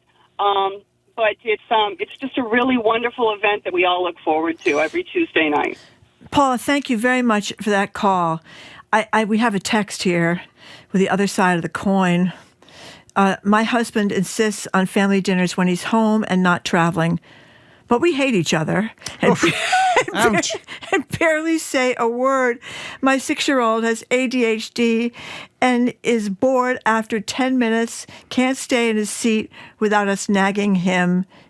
Or nagging her. It's miserable. Oh, my God. Well, maybe there is an alternative. And then we have John from Pawtucket, Rhode Island, who says, Paul from Pawtucket, Rhode Island, my husband and I eat at the dining room table every chance we get and also light candles. I appreciate that Marjorie did that, too. I still do it. I can't sit down for dinner without lighting the candles. Because it brings everything down, right? If we have lower lighting, everybody calms down. Yeah. I don't know why I did it. Look at each other a little bit more. It seemed to make the Gorton fish sticks higher class, when you got the candles there. You were telling the kids you were feeding them nuggets or French fries, not the same Gorton. Yeah. Now you've got me saying Gorton's fish sticks over and over again. Yeah, Gorton. They're from Gloucester. Right, not Groton, though. No, not Groton. I we'll goofed that up. Things. I'm sorry. 877-301-8970. Ron in Concord, thank you for calling. Hi, Ron. Hey, how are you? Great, Fine, thank you. Getting hungry, actually. Pardon me? I want to say that I think the most important thing about the family dinner is the idea of table. And in a wonderful book by a Canadian author called The Rituals of Dinner, she spoke of how democratic it is. Oh. We all have the same utensils. We all have the same amount of space. We all have the same right to the food. But most importantly, we all get a voice. And we get to express our opinions at the table. And this is also where we learn about each other. We learn about our parents and our friends when we gather at the table. So it's really the ritual of gathering at the table. The food is important to me, but not the most important thing. The important thing is that this is civility. This is the seed of civility. This is how we teach each other etiquette and manners, and that carries on to the rest of our lives. And, in the Italian tradition, it was the central part of the day. And like the last caller said, generational, where we hear the stories. The stories of our lives, and this is where we exchange, where we become bonded and close. So giving up the family dinner is giving a piece of civility. And no wonder we have anger issues and all these other things, because we're not coming to the table. That's what it is. That's my opinion. Yeah, Ron, that was another beautiful call. Is it Rituals of Dinner by Margaret Visser? Our staff looked it up. I think that's it. We should all go out and buy Rituals of Dinner. Ron, thank you very much for that. That was beautiful. I think that's a great point, because I think especially for older generations, some of whom are reluctant to have conversations about their lives, their adversity, their childhoods, those things do naturally and organically come out of conversations at the dinner table. I think of the things I've learned at the table that I never probably would have learned anywhere else, in the house, out in the yard, just directly going to somebody to ask things. But yeah, things come up organically. And yeah, I can't overexpress how profound some of my memories were returning today as I was thinking back to my childhood and growing up in those dinners, and including when my grandmother was there and when she would come and stay periodically. Yeah. When I was a kid, my father was a traveling salesman, so he was only home on the weekends, but it was always a big deal when he was there on the weekends. And he would make steak on the hibachi in the backyard, and I would eat Chef Boyardee ravioli. How did that happen? I didn't like steak. Yeah, I had a lot of chef. We were at that memorial or life celebration for David Gergen, the great advisor to all the presidents who taught at the Kennedy School. They were talking about their dinner rituals in their family and how the parents would quiz them during dinner. And I remember that was a story about the Kennedy family with Rose and Joseph Kennedy, for the initial family that produced JFK and RFK and Ted Jr. They were always quizzed at a family dinner. I know a lot of families who did that. Either had to know the news of the day, had to come prepared with a question for the day, had to come with poetry or something of that nature. That was never my family. Nor mine. Nor mine. Maybe we were talking about what Chet and Natalie were talking about or something on the news, but no. But a lot of families have made that part of their ritual too, which I love. But it is good, especially when kids are teenagers, because they don't really want to talk to you. And if they're stuck at the table with you for like 15 minutes, you might get some sense of what's going on in their lives. I think that's also a big deal, too. Faith in North Andover, thank you for calling. Hi, Faith. Hi, guys. Thanks for taking my call. Thank you for calling. My youngest son came home one day. He had to do a book report on what his favorite family tradition was. And he said that, I'm like, oh, it's going to be the big family Christmas party that I have every year. All his cousins come, blah, blah, blah. But no, his report was his favorite family tradition was having dinner together. Oh, wow. And I was quite surprised and very happy. And like you, Marjorie, I love to cook. I cook every single day. But I always had cloth napkins and candles going. And we would sit at the kitchen table after dinner for an hour or even longer some nights and just be talking and catching up. And, you have such a busy life all the time. And that was a time that we just gathered and hung out together and had a chance to really talk and enjoy ourselves. And then we moved to Germany for 3 years when my kids were 12 and 14. And, especially in those years when we were in a country, none of us spoke the language, we really clung to each other and really sat at that kitchen table for quite a long time every night. Oh, that's beautiful. Yeah. I was thrilled that he felt the importance of it. And they continue. They're both great cooks. They both have cloth napkins. They both sit down with their kids. So yeah, Faith, that's another great call. Thank you. I'm getting very enthusiastic about family dinners now. We're going to have to recreate them. We're going to have to recreate them. The cloth napkins is another nice touch. You can throw them in the washing machine. Well, it's also very environmentally friendly now very because you're not using environmentally paper friendly, over not and over using again. paper napkins. That's very true. You can get I know in some weddings I've been to in recent years when they do the thing where you order the stuff they want online. Lots of people, young couples, they wanted cloth napkins. Well, it does seem My very daughter useful. wanted cloth napkins. Wonder what that was about. What do you think? Should we have a little excavation here? Yeah, what do you think that was about? I'll have to ask her about that. Lisa in Rhode Island. Hi. Hi. It's so good to talk to you.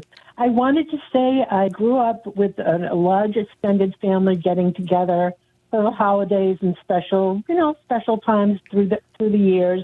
And I grew up in a family where we ate breakfast, lunch, and dinner together. Whoever was in the house, we ate together. Wow. And then when I was bringing up my family, yes, cloth napkins and candles and eating together and even sitting down and having a little tea and a snack when my kids came home from school.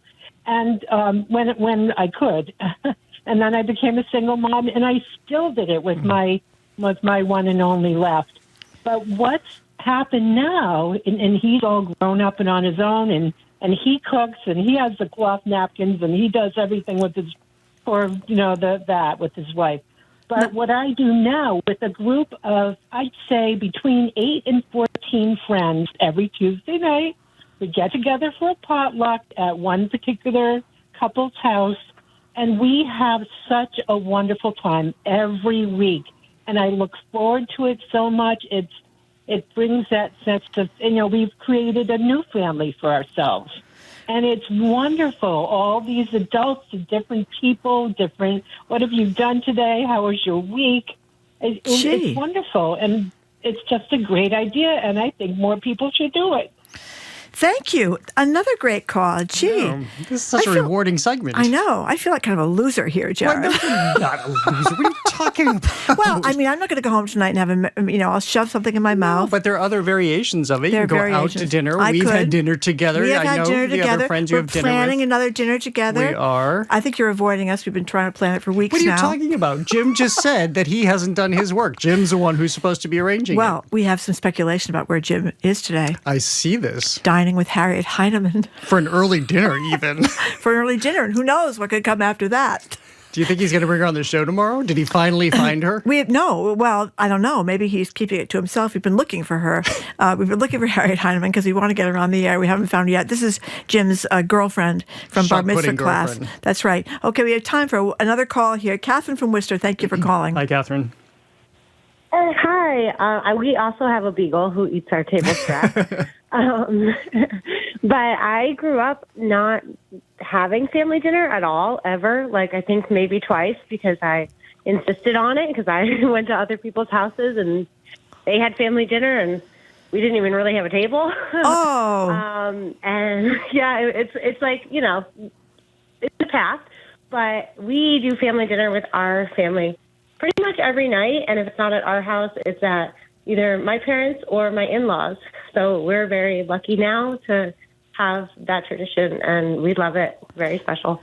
Yeah, I tell you, this has been a pro-family dinner crowd here. We haven't had really, except for the person who said they hated each other at the family table, except for them, everybody has been quite... Now, Catherine, thank you very much for that call. Here's a texter. This is Sam from Fairhaven. He says, following up on the caller who described the table as a place of democracy where everyone has an equal voice, why am I having difficulty envisioning that being the case at Jim's dinner table? But he is not.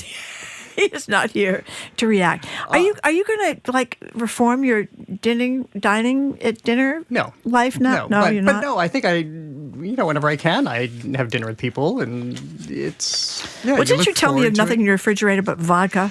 Well, you believe that. I mean, I have maybe there might be hummus in there too. I'm sorry to burst people's bubble about my refrigerator. And vodka. Hummus, Thin Mints, and vodka. That's okay. Who needs anything more? You going to tell us what's on your show today? I will definitely tell you what's on the show today. We're going to be talking to Chris Grace. If you remember, I talked to him already about his comedy Sardines, a comedy about death at the Huntington. We had so much fun that we decided to just continue talking. So he's coming back on the show. Crispin Glover, the actor who first rose to fame in Back to the Future, who has now that's right. He played George McFly, but has gone on to really have an extraordinary career in independent filmmaking. So he'll be at the Coolidge Corner Theater tonight about his latest effort, years in the making. So we'll talk about that. And then Matthew Schifrin, who we recently had on the show, blind man, talking about creating instructions to build Lego sets for the blind. He is going to be talking about how to get through life when you can't read people's facial expressions and new technology that might change all that. Very cool. Yeah, very cool. You're doing Back to the Future, the movie thing for your Wednesday segment, on Wednesday, right? Yeah. And we had a texter who wrote in, shouldn't Jared be preparing his show? I did all my homework earlier today. That's Thank right. you. Goody two-shoes over there. We have to. Okay. Jared, you're going to wrap this up here? Oh, I forgot that I was supposed to do this. You want to do it? Okay, I can do it. I'm going to put my glasses on. Thanks for listening to another edition of BPR. I'm Jared Bowen. I'm here in for Slithering Jim. Keep up with us 24/7 by way of our podcast, or check out the TikTok page at Boston Public Radio. Tune in tomorrow. Jim and Marjorie will be live from the library with Attorney General Andrea Joy Campbell, joining them from 11 to 12 for Ask the AG. Senator Ed Markey zooms in at noon. Plus, they will speak with the Boston Foundation's Lee Pelton and Boston's chefs, Tiffani, Faison, and Zimu, Chen. Our crew is Zoe Matthews, Aidan Connolly, Nicole Garcia, and Hannah Loss, with additional support from Mira Donaldson. Brad Lewis ran our YouTube stream today. Our engineer is John LeClaire Parker. Why am I racing through this? I keep stumbling over my words because I'm racing. That's what I do all the time. And the executive producer is Jamie Bologna. Well, thank you very much, Jared Bowen, for slipping in. We don't know, as we said, where Jim is slithering. Maybe we'll never find out. But thank you very much. And stay tuned to Jared's Culture Show, which starts right after we are done here on 89.7 GBH. Thanks again, Jared. Thank you. And thank everybody for listening. Hope you can tune in tomorrow and have a great day.